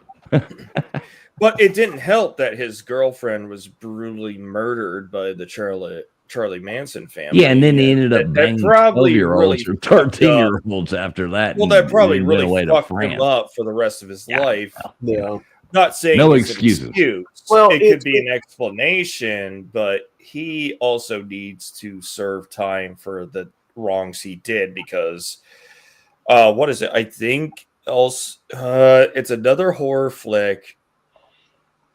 I forgot the video, but it's one of the. It's a horror movie. I don't know if it was The Exorcist or not, but they were filmed in a haunted house. They filmed a haunted house movie, and bad things happened to everybody. And Polanski was a director, but it was before he was very well famous. Mm-hmm. I'll have to see if I can look that video up another time. Oh, please don't ruin Wonder Woman for me, Baker. Yeah, my daddy had a special name. Well, anything that you have an appreciation for, there's a scandal behind it. You try to take Linda Carter from me, we're gonna have problems. Damn it, that is Wonder Woman. My daddy loved Wonder Woman. I mean, he loved her. It's a great show. Yeah. Agreed. Well, yeah. Oh shit! I just realized I wonder if they've remastered. If you're a heterosexual, yeah, like a man. I wonder if they've remastered the Wonder Woman series in HD. They've done it to a lot of shows. I mean, even Columbo. You can see Columbo in HD now. Great. How about Baywatch? They got Baywatch. I think Baywatch is too recent. That show was the old one. I want the. What I mean by it's too recent. It has to have been originally recorded on filmed. It has to be on film in order for them to remaster it. If it was originally on video, is it a video format? You can't remaster that without AI. Yeah, but Look, surely the Pamela Anderson Baywatch would be old Look, enough for At that. least the running Look, traveling a lot. Possibly, because there Look. were some Star Trek Next Generation episodes that were on film, and they've been able to do some of those in HD. But I gotta look up Baywatch now. How old is the show? When did it start? I gotta look this up now. And that's got to be what, late 80s? Early 90s. Look, I am a Knight Rider nerd, and the Hoff was great in that. But let's be honest, David Hasselhoff was a cheesy actor. Oh, fuck yeah. Worse. Oh, He it was corny was as fuck. September No, 22nd, he 19. was male eye candy. All right, I want to hear what Kazuma's saying. What was that? It was September 22nd, 1989, when the first 89. Baywatch showed. Yeah, exactly. So there could be some film on that. So Well, that was totally shot in film then. well, I mean, it's The only thing worth it's a random flipping- crapshoot as far as whether it was, because even in the mid 80s there were a lot of shows that were just directly on video. So Well, let's be honest. The only clip that would be worth like doing that to is Pamela Anderson running down the Is the beach. Pamela I mean, the rest of the Anderson. show nobody fucking cares about. Yeah. Finally. Well, I was watching Dukes of Hazzard at the time, so Oh, good Lord. Daisy Duke was my woman. Hey, you know, I can get her to come on and do an Look, interview. If anybody would ever like to do that, Uh, but it yeah. can't be like a long like a panel. You know what I mean? But I could bring her on for an interview. I We volunteer. can take Ooh. questions or whatever. Yeah. Daisy Who? Duke, the original Daisy Duke. Yes, because I would love to meet her. She's one of the people I need to cross off my list on people I want to meet. Hey, All right. it's for me. No, Well, just I- do a 2-panel thing between Age you and her, before and younger. we're all in the background Well- watching and going. Yeah, it couldn't be a panel. Yes! That's all I'm saying. It couldn't be a panel. Well, Really? I've met John Schneider and Ben Jones, so meeting her would be yet another person on my list. How is Schneider I'll in try to real make life? that happen. Like Kelly on Weird Science myself. Don't you dare reimagine Kid as anything else but a Trans Am in the 80s. That is blasphemy, just like speaking against the Holy Bible. I will. If they remade that now, it'd be a Dodge Charger. I will not hear of this blasphemy. It'd probably be a Prius. They'd probably make it a Prius or something like that. Oh no, that'd yeah, be even worse. Cybertruck. There we go. Look. Oh, Let me make a no. point. Hold on. Somebody mentioned Burt Reynolds a while ago in the chat. It would be sacrilegious if you swap Trigger from Smokey and the Bandit with any other car but the 77 Trans Am. It would be sacrilegious if you swap the General Lee with anything else but the 69 Dodge Charger. Same thing with Night. You know this guy's from Alabama. He's wearing it on his chest proudly. If you Fucking swap putting the the years. 18 van to anything Hey, else but nothing the wrong with GMC state pride. Vandera, I suspect he's got Old Dixie tattooed somewhere on her butt. I know. I'm just a car nerd, man. I'm just a 80s movie nerd. Oh shit, he didn't deny it. That's why I like Weird Science, man. Kelly LeBrock. Oh my God. Kelly LeBrock was hotter than goddamn Georgia asphalt. Hot. Oh my, she was smoking, bro. She'd take out Wonder Woman and all of them. I don't care. Weird Science. What a movie. Please try to replace the A-Team GMC van with anything else. Oh yeah, you couldn't put it in a fucking like one of these new Toyota Sienna. Toyota minivans or something. You got Toyota Sienna. It's getting there, and he's One like, of those Sprint vans. How the fuck I end up over here in goddamn Seattle? There ain't no damn man vans take me to Seattle. And as a Wouldn't kid, be flying anymore. It would just be riding in an electric van or a Prius. He'd be pissed off. I got a buddy who just spent about 180 grand on a custom van, 4-wheel drive van. And dude, that thing's an 18 van. There's more guns in that van than a military station, man. But that thing is badass. I'd put that up for the 18th because that thing's rock and roll. Go up a mountainside with it, Billy Goat. It's a stomper, dude. It's the coolest van I've ever seen. I like vans. I've got 2 of those E350s, and they're good vans. I love my E350s. The late 90s, early 2000s. Oh yeah, I had a 71 Kid Snatcher van, Dodge Kid Snatcher van. Each van, you gotta no paint. windows, You gotta no paint windows, free. round Paint couch, free candy on the side. Yeah, I mean, we didn't have any We have a windows. 1990. Oh, that's bad. That's so bad. We had the old 80s Chevrolet bread truck. Yeah, this was an instant hotel room, though. I love that thing, man.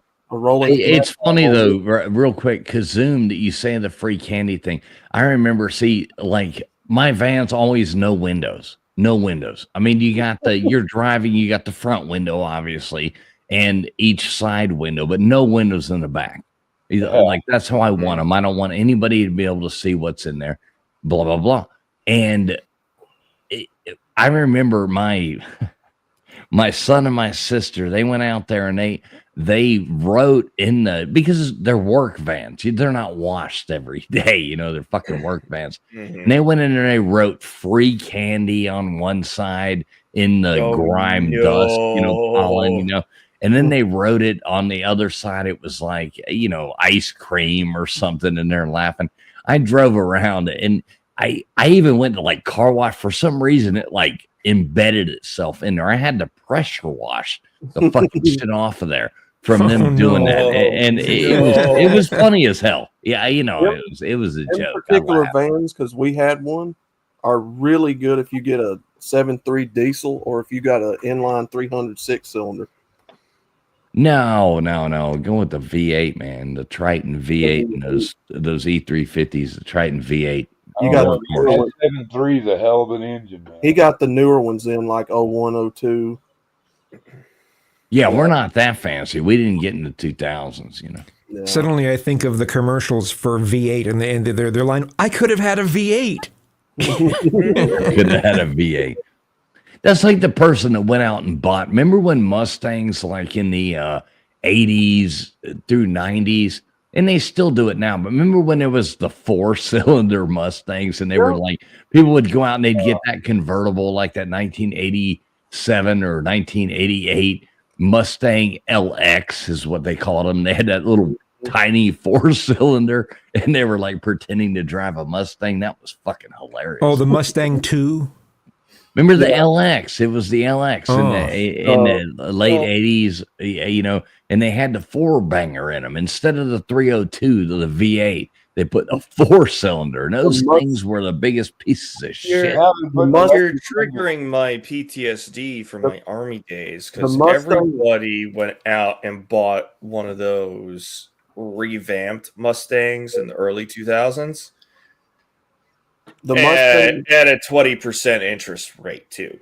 The Mustang 2 that Kazoom's talking about come out in the 70s, from 74 to 78, I believe. Yep, those were horrible. And they were awful. It was just not as bad as a Pinto, but they were pretty bad. They had so they were popular with hot rodders because they had, like, I think it was a solid front end on them. You could switch out for a lot of them cars at the time and drive. That was during the gas crisis. Right. Yeah, they didn't gain respect back till they brought out the 5.0. It let Outlaw finish. Just going somebody in the chat mentioned the SVO. That come out in 84, 85, and that had a turbo 4-cylinder. Very rare. Yeah, those Mustangs. Yeah, that was pretty good. They're pretty good cars. Yeah, they got one with an electric engine in it now. Yeah, the Mach-E. My brother's got one. Oh my God. Yeah. You still calling your brother? Well, he's a pastor, so I mean. Oh, okay. I guess God forgave him. That's yet to be witnessed. He meets Peter at the gate. Go, I'm sorry, there. Yeah. You bought an electric Mustang. You can't come in. You're going to hell. Give me. Wow, the I didn't know old they made electric Mustangs. That's interesting. They call it a Mustang, but it's actually like a little hatch-shaped car. Shetland. Yeah, it's like one of those electric hatchback-looking SUV. Yeah, I'm seeing pictures of it now. Nobody considers that a Mustang. Well, hey, fools, I'm going to take off, man. I got to get up early in the morning and finish that barbecue duty. All right. Alrighty. It was good talking with you, man. Thanks for hanging around. Assuming it was great to see you and having a discussion with you without nobody screaming mean names at each other, talking politics. That was really refreshing. Thank you, brother. And Same here, man. That's good. You're wrong. We're right. But he's going to leave you with that. But just remember, if you can't be proud of how they're acting, why do you want to be on that team? Well, Kazoom's not on any team. That's why I like Kazoom. You know what I mean. It's a good question. But you know what I mean. I'm not being mean. Or anything. I don't agree with the right's policies. So Okay, I don't agree with the far left's policies, but I don't agree with just the general rights policies. The right wing tends to they want to get rid of safety nets and want to get rid of a lot of programs that help a lot of people, and I can't support getting rid of those things. Well, a lot of the programs that you think are being funded are not being funded. The money's being laundered off. It's been proven time and time again. With even when Obama, who actually started the Doge outfit, not Trump. He didn't start that. Actually, it was Obama. Department of Government. Anyway, we did really good up to this point. Let's not start because I want to close this down. It was nice hanging out and talking with everybody and being controlled by fools on my speech and shit. So thanks for censoring me, pal. Hey, sometimes we piss people off, Mr. Duggar. You know that? You know, we do sometimes piss people off. You know?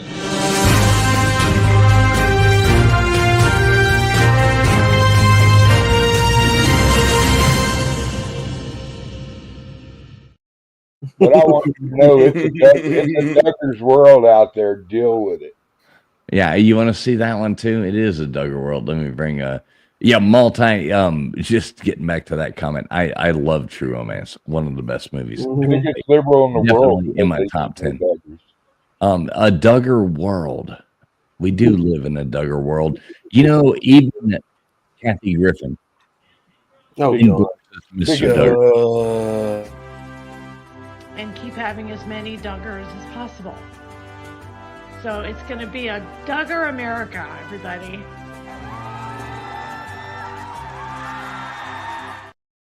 Yeah, that was right after me and her had sex. Yeah, Kathy Griffin. You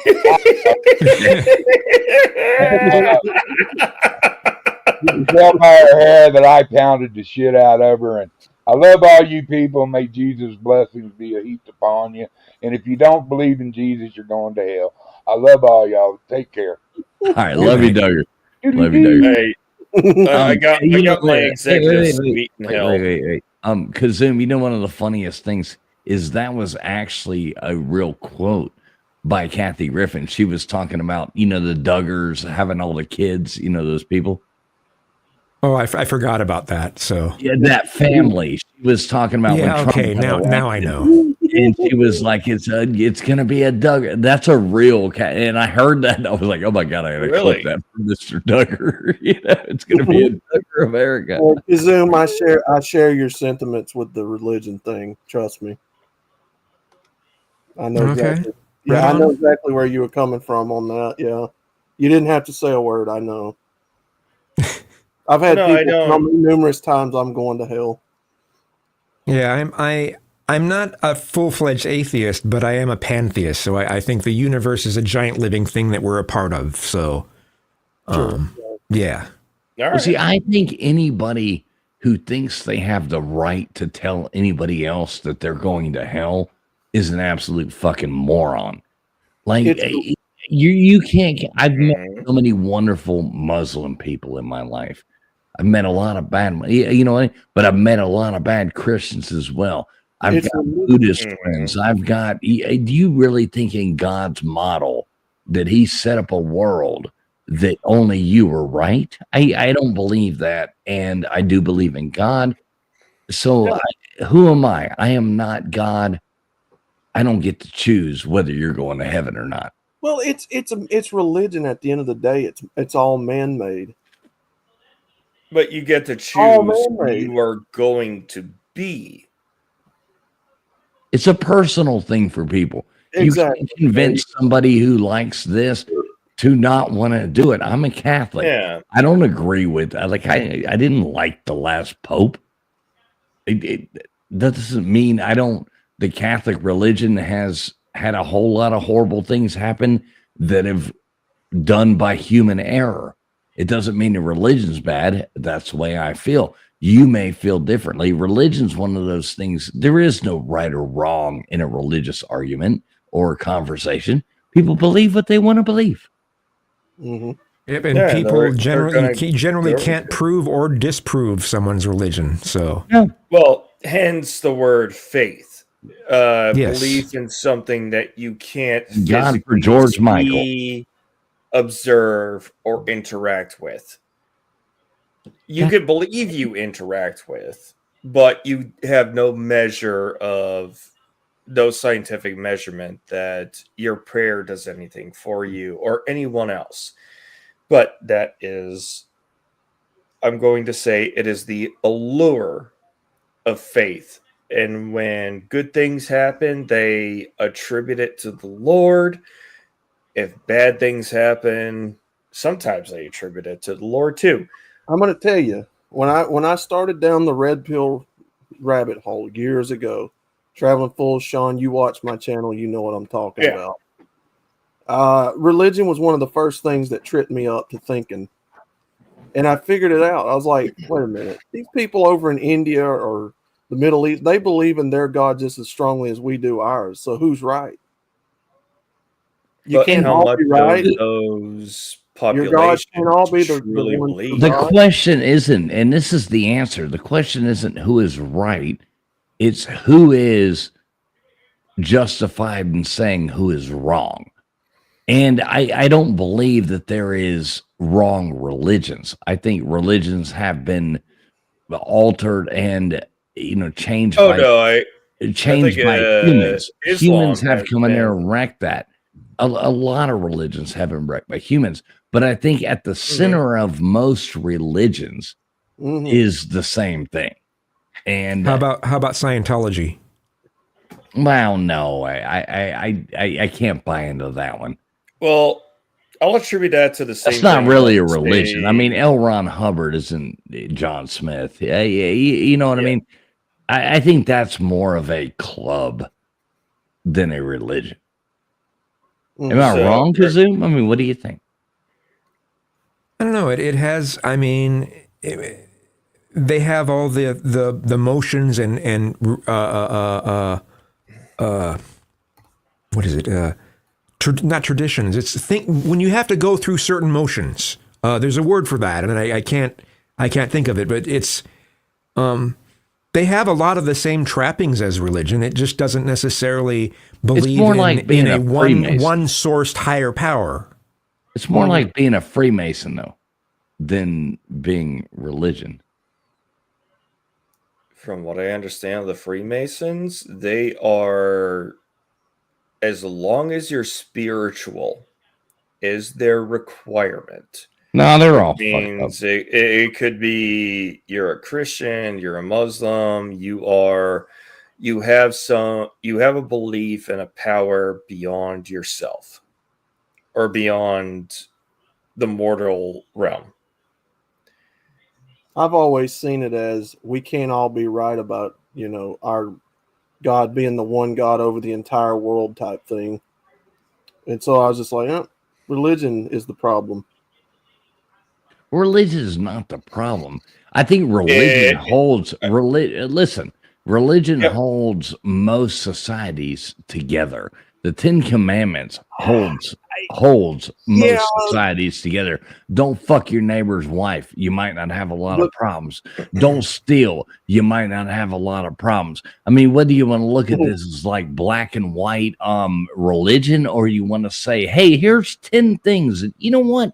If you don't You do just these shouldn't 10 do. things, You mean the probably moral have a good life. foundations? Well, how about Japan? Hey, yeah, it's interesting. What Yeah, about that's not wrong because they 'Cause they were don't- they in don't a have- bubble. They were in a bubble unexposed to Western ideology for a very right. long So, time. Kazum, elaborate on that. Well, they don't really have any sort of religion that's holding them together. They have honor and a number of other values, but it's not in the name of religion. They're not worshiping some god. I mean, there are religious people in Japan, but for the most part, Japan is not really a religious country. So, and did you know this is a fact that they are suffering a crisis, that they have the lowest, one of the lowest, if not birth rates in their country, our fault. and they are a declining fucking country. They are, I think the average age person there is like 50 or 60 or something like that. No, they don't have replacement levels because Japanese men are leaving, and they're leaving the country. Nobody wants to go do the tough jobs out in the fishing villages to keep the country afloat, which means they've got to import their food versus creating their own food. They're in a bad spot. There's a Bushido creator I follow, and he's even leaving. And he speaks Japan is in decline. English, and that means he can go but anywhere. they might be in a population decline, but I mean, they still have a good society. They're a high trust society. If you They're could go, annoying. Yep, you're right. you could go to a mall or something there, right? And leave an expensive item on a bench in the mall. Come back an hour later, and it's still going to be there. Oh, they're annoying. Well, yeah, because the Yakuza even have a morality amongst the criminal element. Okay, crime in Japan is small. Japan, those people are annoying. They're too nice to you. It's like no, they get like you Just try wait to. until you expire that time between tourist to expat. Expats are treated differently. And there are if you're an expat in Japan, your rent is like 400% higher than a local just because you're an expat. Well, right, I'm sure, but just traveling through there, they don't want to tip, they kiss your asshole. I don't know, they're fucking annoying, man.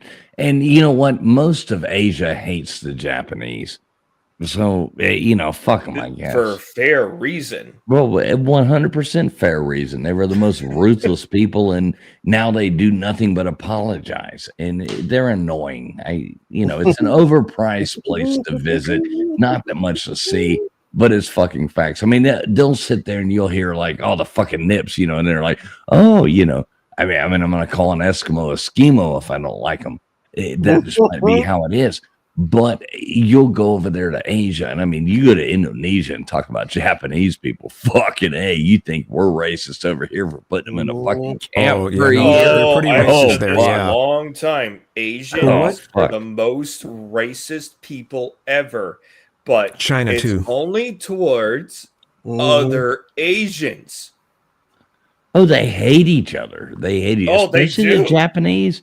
Especially the Japanese. You go over to Asia and you sit there because I remember this is I'm a history person. So this is one of the coolest things talking to my father-in-law before he passed away.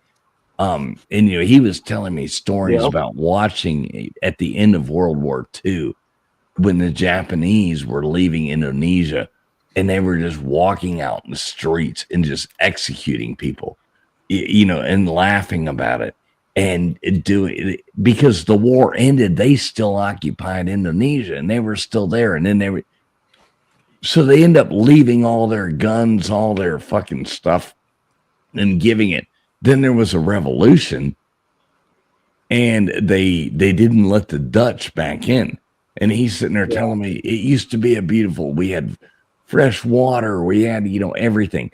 And then they gave the people in Indonesia, after they killed and raped and pillaged all the fucking people there, the Japanese. Then they left Indonesia and left all the fucking military equipment. Then they let the Dutch back in, and the place went to shit. Multi, yes, they are extremely nationalistic. They do not believe in race mixing at all. No, they're homogenous. They believe in the Japanese race, and it is very taboo to engage in activities with a foreigner.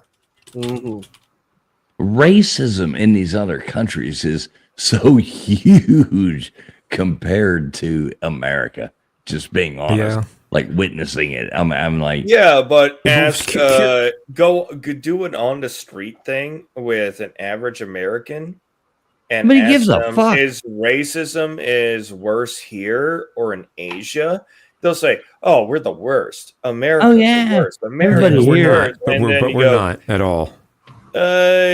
Well, then what about these other countries where certain ethnicities are not allowed to own land? All right, Uncle Remus, residents? tone it down a bit. Hey, just curious. I just wanted to Japan is a high trust society. The United States keeps becoming a lower and lower and lower trust society. What do you think can be done to make us be a higher trust society again? Or can there be anything done? Or are we just stuck being a low trust society now? That's a good question. Do you think you could go in downtown New York and leave your cell phone sitting somewhere for 5 minutes? No way. If you had to guess who stole it, who would you look for? I don't know. There's criminals of that type of just about any demographic. So I know what he's pointing at. Yeah, I know, and I don't even want to answer at the same time too, but I guess I will. I live in a state where we literally had laws written about this. Yeah, it's not okay. I did loss prevention up here in Anchorage, the largest city in Alaska. Take a wild guess of the offenders I arrested. I don't want to go down that road. I really didn't mean that. Even though they are a smaller demographic than the native population. Okay, but here's what raises an interesting debacle. Why is it racist to point these stereotypes out when that's not even the definition of racism? No, it's not. It is statistical probability. Like if you point out that white people likes eating this, that, and the third, or black people likes eating that, why do they consider that racist? Stereotype, though. That's stereotyping. That's not racism. I like fried chicken. I do too. Yeah, me too. I mean, hell, as bad as it is for my health, I love it. If I say a black person likes chicken, why do they take that so offensive? Give me some fried catfish. I think people's offense. People get way too offended. They really do. It's stupid. I don't think they're actually offended. I think they are using grievances that have been long resolved, but they keep persisting because it gives them an advantage. No. The reason people whine about things like being offended by something is because it is a way to justify their shortcomings. That's the only time that people ever want to whine about something is they're whining about their shortcomings. We're in America. We are, I mean, you can't tell me the millionaires in America. I'm not a fucking millionaire. Neither is anybody on this panel. I wouldn't fucking imagine. No. There are so many black. It's like the whole thing, like Shador Sanders. They tried to turn it into racism. when they, have black quarterbacks above them, Jesus fucking Christ, it's not racism. 60% of the NFL is black, and they're making millions and fucking millions of dollars a year. That wasn't racism. Everybody wants everybody to believe everything's about racism. I don't give a fuck what color you are or where you're from or anything. I'm going to give you shit like anybody else.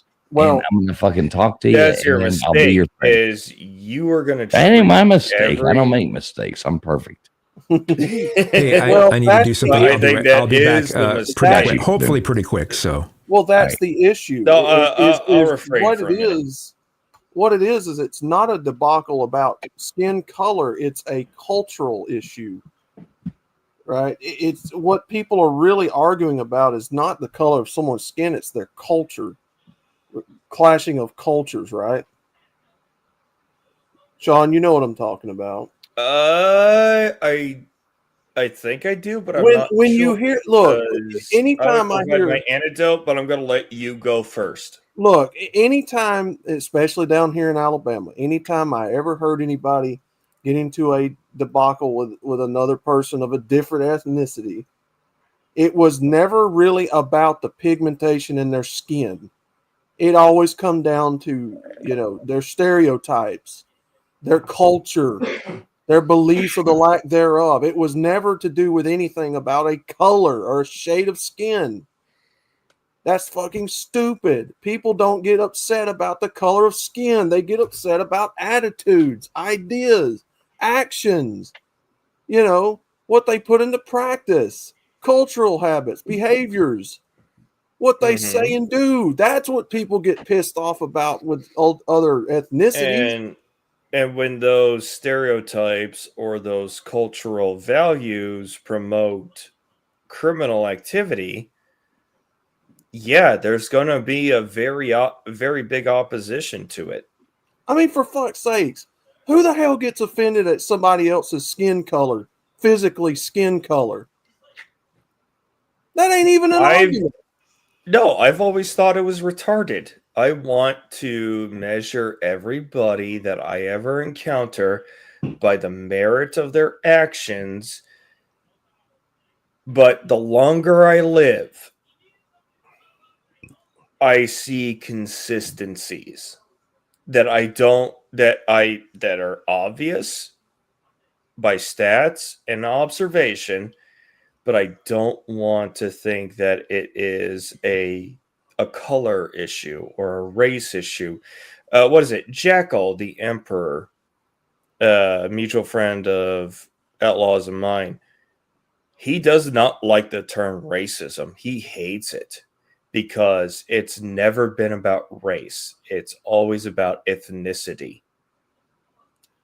It has always been about what people do, people say, their thoughts. I would say it's culture.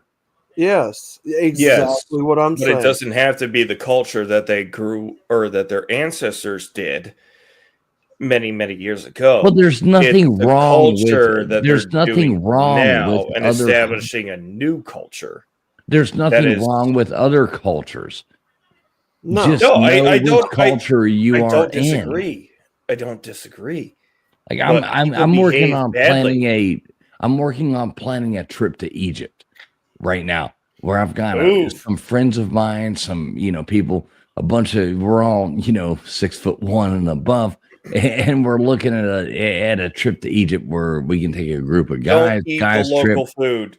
Well, no, fuck That's them. all We're I'm not gonna eating that say. shit. No, I've traveled enough. I ain't eating. I'm not an adventurous eater. We'll make sure we stay at nice places and Well, eat that fucking sucks pizza. too because ethnic food, like if Fuck I were to that go food. to I don't want it. Thailand I don't want to or be ethnic. Southeast Asia, oh god, would I love the street food? But then again, I'd have to sit there and go, did you actually cook your food to 165 or the proteins to 165? My wife. It's funny. My wife grew up in all that. She'll go there and she'll eat all that street food. I'm like, fuck that.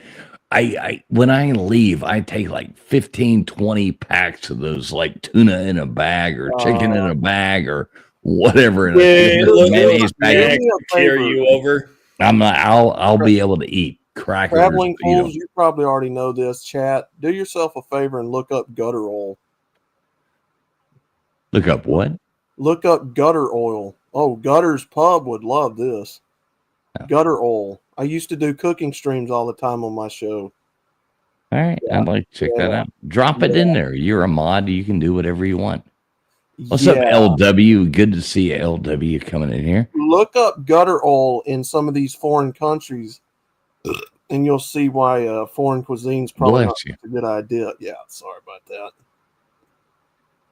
I ate spicy ramen a while ago, and I'm got bad indigestion. Yeah, I don't eat when we travel. I don't eat like I have done it, and I've gotten so sick, and I'm like, fuck that. I'm not here to be sick. I'll lose weight on vacation if I need to. I want to see the things. That's why I'm here. Mm-hmm. Yeah, I was wondering. Wait, Kazoom, you back with us or? All right, we'll wait. We'll wait a minute longer. Yeah, it's been fun though. I like having open conversations. I do too. I don't like being caught in like those echo chambers where, you know, I like to hear somebody else's opinion, and I don't like things where people are hated because they have an opinion. You know, have your opinion. I like it. I want to read it. Like I said earlier, man. I mean, it all comes down to how do you respond? Like, what is your attitude in responding? Right. You know, you can have an open dialogue and still respectfully disagree with one another. You don't have to attack one another. You know, and that's one of the things I try to teach heavily on my channel, which some of the guys get it, some don't. You know, it's all in how you approach the what do you want to call it? The other person in the debacle. Now, let me ask you this. This is kind of a curiosity question. See, I always support you every time I see you live. I'm going there. I don't agree with everything you say. Sure. You know what I mean? I don't have to. And you know that. And that's why we're friends. But, I mean, wouldn't you like to meet a beautiful girl that, fulfilled what you wanted out of a woman? If the laws were different, yeah. But as of now, no. I mean, what are you, late 20s? No, I'm 36. All right, 36. You're still young. I mean, wouldn't you like to have a family? Sure. But it's just right now for men, it's dangerous. The laws are not in your favor. I know, but not every woman is the enemy. You know what I mean?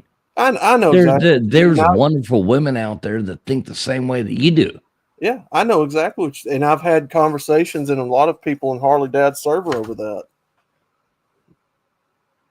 Yeah. You mind if I pitch in on that real quick? By all means, man. I think what it is the risk assessment. Yes, we don't know whether the woman that we are invested our time in, and she seems to reciprocate the entire way, 3 to 5 years, or the first 7 years of marriage. What is it? What Pop says, 7, or the benchmarks. I forget what iteration that they are. But the worst thing you could ever hear is, "I'm not happy." Well, yeah, and the of way course that you would not want to hear that. the laws work, especially in some of the liberal states, you don't even have to be married.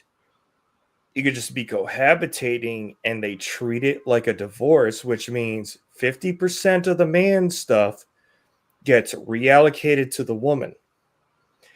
And there is a culture of women that participates in a grift that does that. Yeah, but that's a small armed with that culture. knowledge, do you want to invest your time into one? Well, yeah. I come from a thing of bird dog and beaver. You know, like I don't understand this thing of being like not wanting to be like chasing chicks. You know. Well, you have to protect yourself as far as the laws are concerned, because again, I know, but now you're worrying about what has made, our world keep going around. I don't know. It's a weird thing. Yes, I do agree with a lot what you say with these crazy bitches, but they're not all crazy bitches. oh yeah, no, they're not. There's beautiful women in this world that just want a good guy. And I don't think that alienating the whole women out of it is smart. Well, then that's how dire our situation is to change laws then. And what's up, Jesse? Yeah, look, even let me highlight this comment. Even Jesse coming here. Not all of us are crazy. Hey, like I said, I've had a lot of conversations with a lot of women in YouTube, out in the real world about this. Yeah, of course. But did the laws change for the crazy women and the good women? Dude, you have no idea what the laws have done to me, but I'll still fucking stand here and say, it's.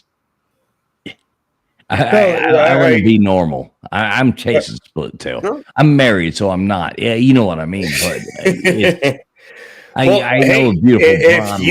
If you got a good one, you ain't gonna get a complaint from any of us. Look, I'm not gonna argue with it. If you find somebody and that's what you want to do, that by all means. I've been called MGTOW because I'm selective. I'm a single parent, and my next decision for a woman requires a higher quality of person. It may just be my area is not a conducive watering hole. Look, I tell people, but they say I'm MGTOW because I've got that preference. I'm like, no, I'm not MGTOW. I'm red pilled. MGTOW's a little bit different. I mean, don't you just want to bang a hot chick every now and then? Oh no, absolutely.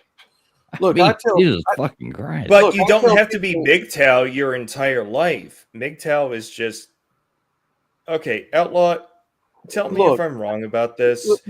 You don't have to be this is not a MGTOW MGTOW channel over here. This is a bang hot chicks channel. I would love to do that, but what I don't want is baggage and well, you're picking you choose. You know how long life is.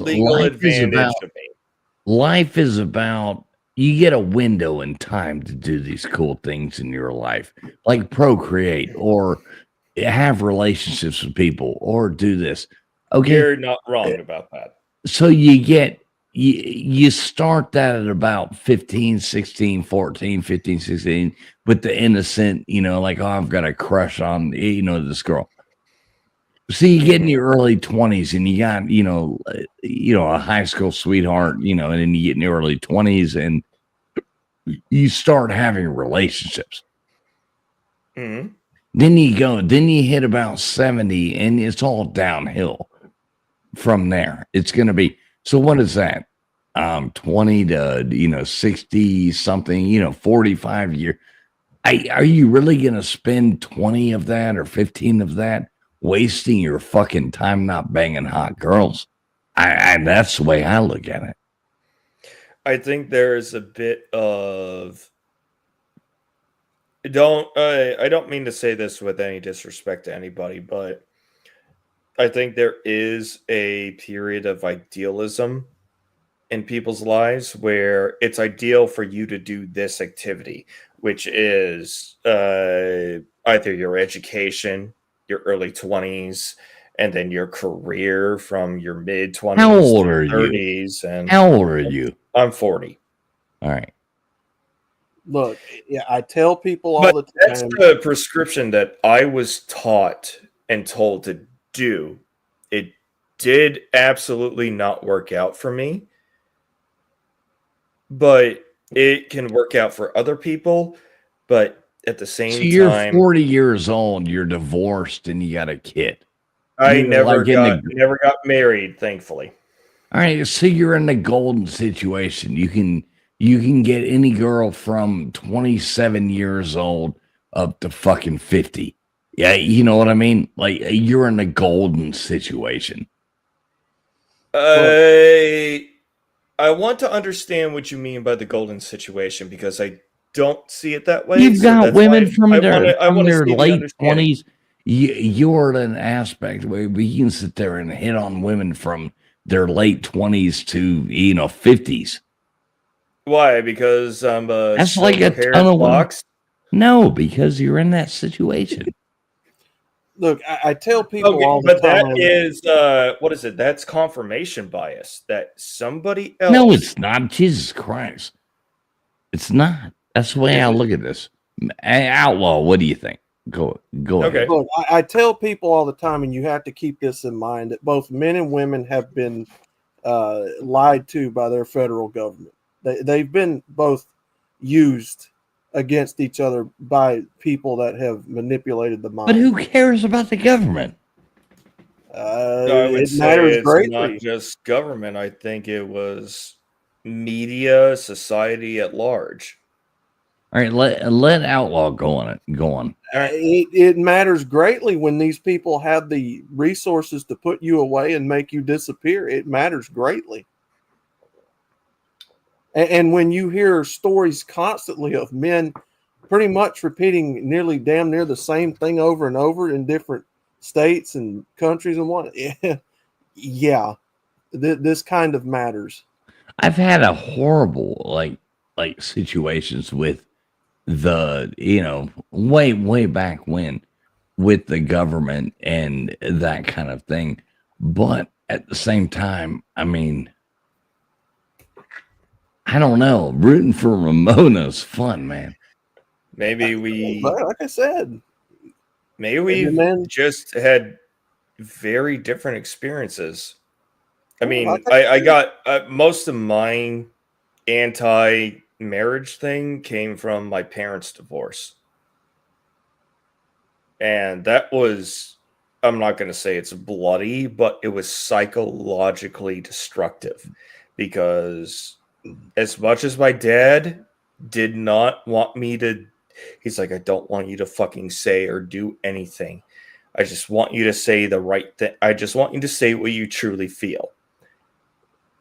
I got the different coercive message from my mother. It is, you tell the court what I want you to say. I was a product of one of those. And I was like, I shut the fuck up. When they had a court-appointed psychologist come and interview me, because my sister was a toddler during the divorce, so they can't talk to her, but they could talk to me because I'm like 6-7 years old. And my parents are, my dad was trying to do the just tell So the truth. do you think Tell the do you truth. think My mom is anything like, no, like we're doing what I tell you to do. so Sorry, I didn't mean to like, cut you off. You go ahead, Trevor Fulls. no, like you're going back to like court appointed psychologists and stuff like that. Like That's my personal experience, but that was 30 so plus there, years so there ago. was pre-existing problems. Yeah. You got a Let's fucking psychologist. Let's just say my mother was not Right. the saint that she wanted to be or pretended. So that she everybody was. has to realize that some people have normal fucking childhoods and growing up, and some people don't. You can't compare that. I'm sorry you did not have a normal one, but some people do have normal ones. The majority of people have Oh normal no, I'm what's grateful normal? that those that not have having a that fucking psychologist. Yes, not having a psychologist in your life is a normal, should be a normal thing. I agree with that. No, that was my introduction to it at a young age, well before I knew what red pill, MGTOW, or any of that kind of sphere meant. So see, Kazoom, they are MGTOW. What do you think about that? Who? Look, these I guys wasn't. right here. Oh. I mean, aren't gay men MGTOW just by not being into women? Kazoom just called y'all gay, and I'm here for it. I'm gonna And I'm gonna have to give you a concession. I on love that. you, Well, I mean, I'm a gay man, and that's why I said it. So I know, and that's why I'm as an laughing. interpretation of men going their own way, but I think the larger It people that pertains- identify with that is It homosexuality pertains- is not part of it, but it's Listen to this. not Listen to at this, the same Kazoom. time. You just fucked them all. No, well, no, hold on. no, It is there's a no particular- understanding about it from what I understand, but like I said, I'm not. There MGTOW. is. Hold on. There is, because it is a very particular All right, philosophy. let the gay guy talk. Go ahead. I'm eating. It is a very particular philosophy that deals with men and women in the courts, not men and men, women or women. It's men and women. Oh, I mean, yes, but part of it is literally the idea of men going their own way outside of the standards of the straight standards of because it deals with the court laws that are biased against men with women, mainly. That's all it's ever been. But what So about let me ask divorces with Kazoom gay a men? question really fast. Kazoom, as an openly gay man and my friend, you know what I mean? Like, you and I are friends. I like you. As an openly gay man and my friend, will you please tell these people it's okay to be gay? Who said it wasn't? Who said it wasn't? Yeah, No, the MGTOW people. No, I'm talking about the MGTOW people. Oh, Will no, you no, just, no, no, will you just go on and tell them it's not okay to because- just no. Dude, I've Not never because- given a no, shit no, about look, gay people not because because- it's their fucking thing. It's their bedroom activity, not mine. I hate it. Cool, y'all hate women. It's okay. No, that's not at all what it is. That is not at all what it is. All right, it's okay to be gay, Outlaw. It's okay. I'll still like Who you. said it That's my wasn't, point. though? Who said it wasn't though? No, it's mainly just men and women in the divorce courts and child support courts and alimony courts. It's on the principle that the courts are biased in their favor against men. Well, they You have a don't see that financial when you don't- incentive. You Oh, don't. no, but well. I agree. The courts are stacked against men when it comes to what they like. If there's a marriage, you get a divorce, and they side with the women all the time. The women get custody of the children by default. A lot of But things. that's no reason. But that is no reason to not pursue the next piece of ass. Now, as That's my point. But at I the have- risk of losing half your shit, because well. I know how it's supposed to work, which is when a couple I've been gets through together, these they're- situations. I've done it, and I've still do Okay, it so again. you know the differentiation between personal Yeah, you assets have no and idea. marital You have no assets. idea what I've dealt with. So I probably don't, but this is my understanding, and you can correct me if I'm incorrect, and please do so. Don't worry. Before marriage, everybody's assets are considered personal assets. But the second you get married, and any assets gained from either party become marital assets, and then those are the assets in case of divorce that have to split. yeah, unless Am I- you am- just am I write a correct? prenuptial agreement, and you don't have to worry. that doesn't hold up. It doesn't Wait, hold wait, up in court, which is okay. why I don't even. Do you bother realize to you've present it only in the got argument. like 30 years, 40 years? You can have fun doing this. Jesus fucking Christ, have some fun. Go out, bang some hot bitches if that's what you wanted to do. You only got 40 years. You want to worry about what somebody might sue you for? Jesus, You know what? fucking Christ. I spent my 20s deploying back and forth from Iraq, so I did not expect to live this long. And I never Right, there you anticipated go. I was going to be in this position, let alone sire a child out of wedlock. And then the mom was going to be the one who said, "You fucking deal with it." Now, here's the thing, because we talk about the men and women relationships. I've never known, maybe Kazoo, maybe you can shed light on this. I've never known of gay couples being taken to court and being railed over like men and women are in divorce courts. Women, men. I've never seen them railed over each other like Gay, that. do you realize two men can't have a baby, right? I don't know that much about gay men who have been married who get divorces. I don't know much about that. Right, that's what I'm saying. I've never seen the statistics or how rough that is going through divorce. So that's why I only speak about men and women, because that's all MGTOW pertains to. Have you ever been divorced, Outlaw? Oh God, no. Okay, so you've never even been married. Right. No, but he has witnessed his. I know everybody's witnessed things they want to witness. You don't witness things you do, but no, you know what I mean.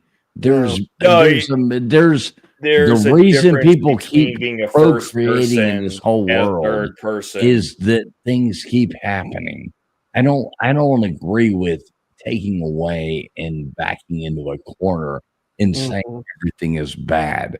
Yes, there are bad things that happen, but there are billions of more good things that happen.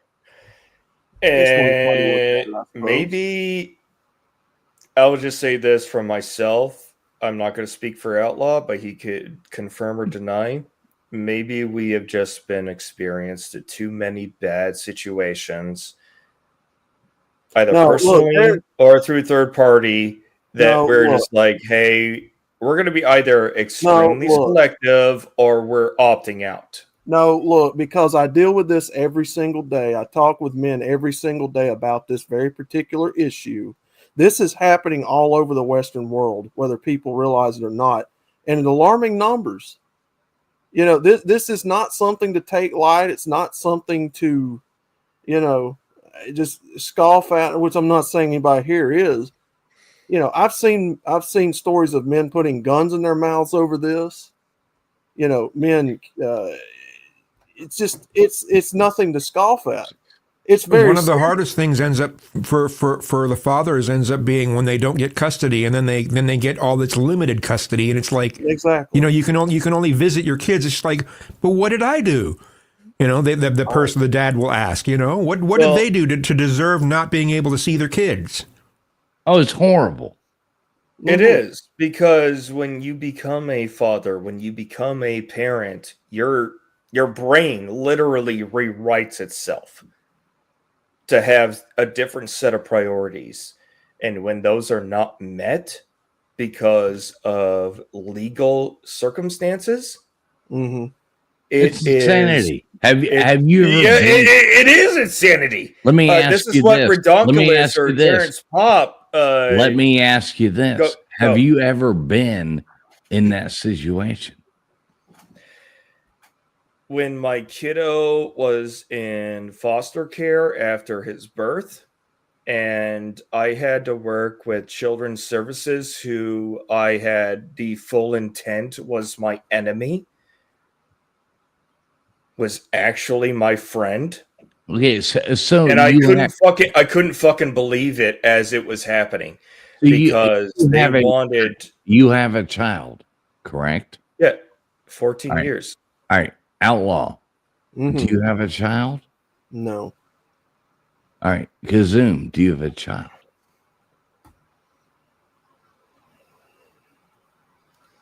Kazoom? Oh, he shook his head. I shook my head. I'm sorry. You don't have a child. So, yeah, it's hard to know what it's like to have a child if you don't have a child. So, like Outlaw, your age, man. I mean, Jesus Christ, your job is to procreate. Don't think every woman, please don't think every woman is horrible, because there are tons of wonderful women in this world that you could be happy with.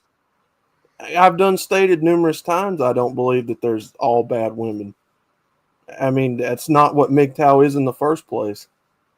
But yeah, What does it stand for? Men, what? Men going their own way. Yeah, their own way. You're not going to get laid doing that. You'll never procreate. Oh, well. That's actually not true, because they're okay. Not the I don't want to MGTOWs talk about that MGTOW. we. All right. I mean, I love Outlaw. He's my buddy, but I don't want to. It's not. My thing. You don't want to go I into mean, the look, topic any further. That's your decision. That's if okay. that's what men want to do with their time, then let them go do it. But I have morals about me. I don't just lay with any woman out here, and that's the bottom line. Well, I think as you should, because our seed is precious. And I'm not saying anybody here is doing that. I'm saying for me, I have morals, and I don't just lay with any woman out here. What is this morals thing you speak of? Well, I actually value my health. I'm joking. So, I'm joking. Well, I know. It's like 3 o'clock in the morning. I'm getting sleepy as fuck. Starting to see cross-eyed. Oh, man. That'll happen. No, it's been fun. I mean, we've had a lot of good conversation tonight. I like it. Yeah, but we're still going to return. I hope so. Yeah. And that's the thing. Yeah, we can have these disagreements and still return the next show. I don't have to agree with y'all. I'm not gay. I'm not. No, you don't have to. So I mean, I don't have to agree with you, but I can still appreciate you and be friends with you. You know? Yeah. But look, for the women in the chat, because I know there's several of you here. Look, this is not at all what MGTOW is about. Yeah. Hate. MGTOW is not about hating you. We don't look. Let me tell you right now, and Sean, you can back me up on this. Traveling Fools, you've seen enough of my shows. You know what's happening. Yeah, it never is a He-Man woman haters club. We do not back Andrew Tate. We do not back Fresh and Fit. We are not that brand of red pill and MGTOW. That is not who we are. No, because they are very like rigid in their beliefs, which only serves a very small population of men.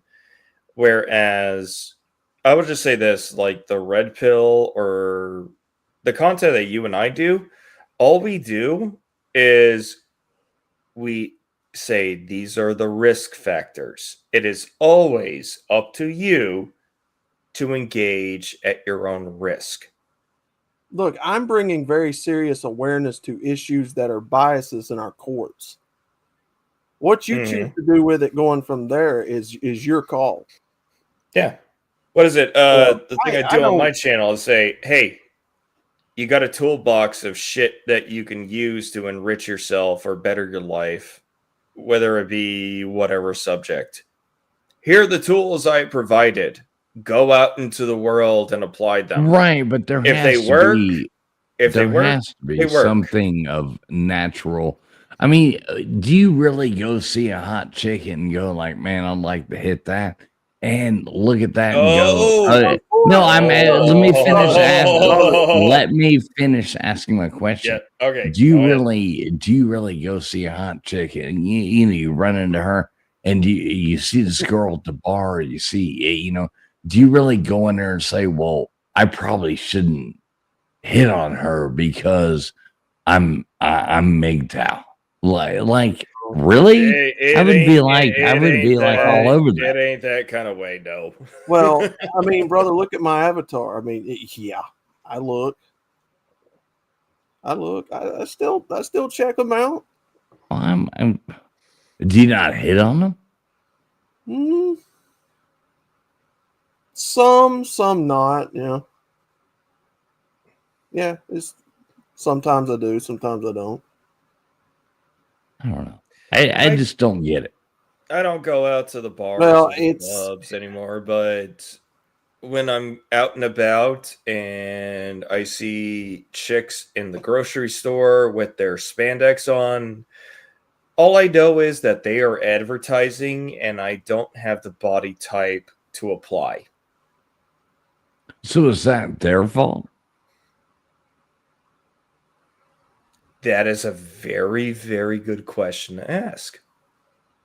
However, my reply usually will be if they are advertising availability with revealing clothing, it means they don't have a healthy relationship with their man. And she's looking for other potentials. Well, see, and that's where I will go like against that. Like my wife likes to wear, fancy clothes, things that look good, things that are attractive, things that are blah blah blah. Are they revealing clothing? You ever looked at my channel? I don't know if that's you or if that's your wife I'm not a fucking I'm not a 5'9" Asian woman. I'm a 6'1" American fucking asshole. Hey, there you go. That's what I am. 6'1". Yeah. No, I don't think hitting on girls in the grocery store is appropriate because it's fucking fun as shit. I still do it. God damn it. I'm married, but hey, that just might be a personal disagreement between you and me.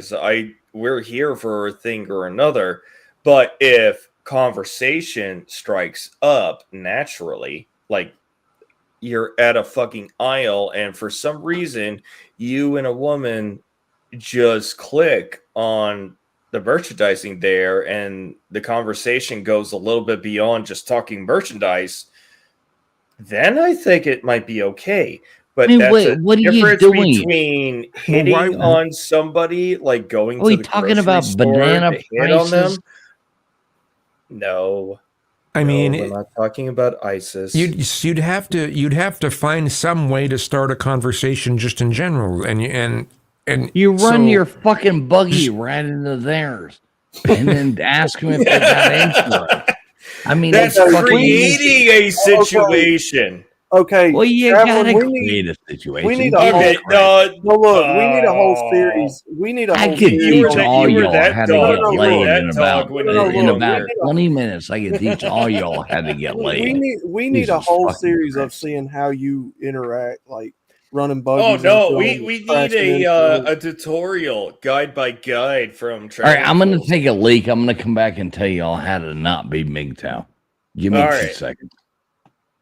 Do it. Unfortunately, I'm going to bed, so you go ahead. Y'all have fun with that. It's not going to convince me otherwise, but yeah, y'all have fun with that. Oh, he's just fucking playing. Oh yeah, I know he's having fun. All right, guys. But it is great that we can all have fun about this. Oh yeah. I know I'm being serious. I got to get up in the morning. Do a bunch of shopping soon. All right, you take it easy, Outlaw. I will probably see you tomorrow in some fashion in our circle. All right, guys. It's been fun. I'll see y'all tomorrow. Alrighty, have a good night. It's good talking with you. Yeah, good talking to you guys. It's good to see you again, Kizme.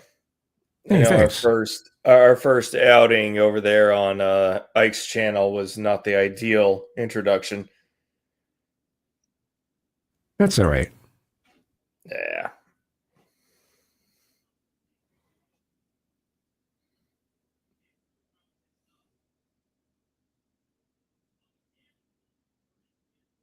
Well, let's see. Yeah, we got to do something with the dead air, don't we? Yeah. I thought So he what was do you just going like to to- pee. What do you like to do, dude? What's your hobbies? What's your interest? What do you like most of life? I don't know. I make music, but it's been a long time since I actually wrote anything. But so I'm a musician. I like nature. I will sometimes make nature walk videos. I have a Steadicam for this, and I go through nature, walk through nature areas and stuff like that. But so that's not surprising. politics is kind of a hobby for me too. So Kazoom actually used to be he's the artist previously known as Yanni, but and actually Kazoom is a mispronunciation of music backwards. Yeah. It'd be music backwards. It would actually be music backwards, but it's close enough. So That's it's pretty It's the cool. name I went by as a musician for so many years, and then I started having people call me it in person, and then in 2014 I had my name legally changed to it. what do you play? What do Seriously? you? Wait! I have to ask. Oh, okay. As a All fellow right. musician, I have to ask Kazoom. What do you play? Is it the male organ or? I Well, play that was what I keyboard, was some wondering. guitar, a little bit of bass, and then I make sequences on the computer. Have and you then, ever? And then I played, sing. I am a vocalist. Have you ever played the Diccolo? I love you. Kazoom. Okay, I actually have to ask now, and I'm pretty sure it is a real instrument, but is it a real instrument? Yeah, it's right next to the tromboner. Okay, Kazumi, do you have a specific genre of music you produce, or are you varied? It's varied. I tend to try to have like pop sensibilities, especially like, you got part A, part B, part A, part B, part C, part A, part B, as far as the different way, like it's a pop song is usually set up that way. So I do have pop sensibilities, but I like to use unusual chord progressions, and I like using a lot of odd timings. So there's that. And nobody heavy like metal? Kazoom. Nobody like Kazoom. He does voice recordings. Kazoom is a rock star on the internet. I watch your other he's stuff. I follow most those channels. certainly- Kazoom. I see all the stuff you do, man. You do a lot of great work. I love you, brother. I was You gonna are my say- friend. I tease you, but that's me teasing. Yeah, what I'm most known for on the net is doing the voice work for JCS Criminal Psychology. And they've got like 5 million subscribers. Right. He's a rock I will have to look that up because Yeah. I'm not. No, familiar he'll with fuck that your one, whole but head it up. is- You think Are Dexter you was narrating? weird? Wait till you listen to this guy. All right, listen, guys. Well, no, We're- he's got we're- the, we the are mic going set to up. close this down. We're going to close All this right, down. yeah, it's been going on. Understood. It's been going on a while, but I've really enjoyed it though. You said it was a JCE criminal. JCS. JCS. Okay. Yes. That's why I'm putting it in right now. JCS is a criminal documentaries psychology. All right, You Sean, sound like you you got would have a great voice for that. Sean, you got any last words for us? You got anything you want to shout out or anything like that? Any last words? Question everything, including what we all say. All right, man. I appreciate you coming up. I thank you very much. Thank you for being here. Salute. Thanks. Have All a right, good night. Kazoom, you finally, well, we do have a thing. You are going to be invited to Snob Audio channel. All right. Yeah, we're gonna have fun with that. But thank you, man. Thank you for coming up. Thank you for listening to other people's opinions. You and me are a lot on the same page on a lot of stuff. Right on. So, Tell everybody where they can find you. YouTube.com/Kazoom. There we go. That's exactly where you find it. Thanks, everybody. Watch this. We're gonna go out. I always love this. Aunt Janice. Where is Aunt Janice? The file. What are you, retarded? No, not that one.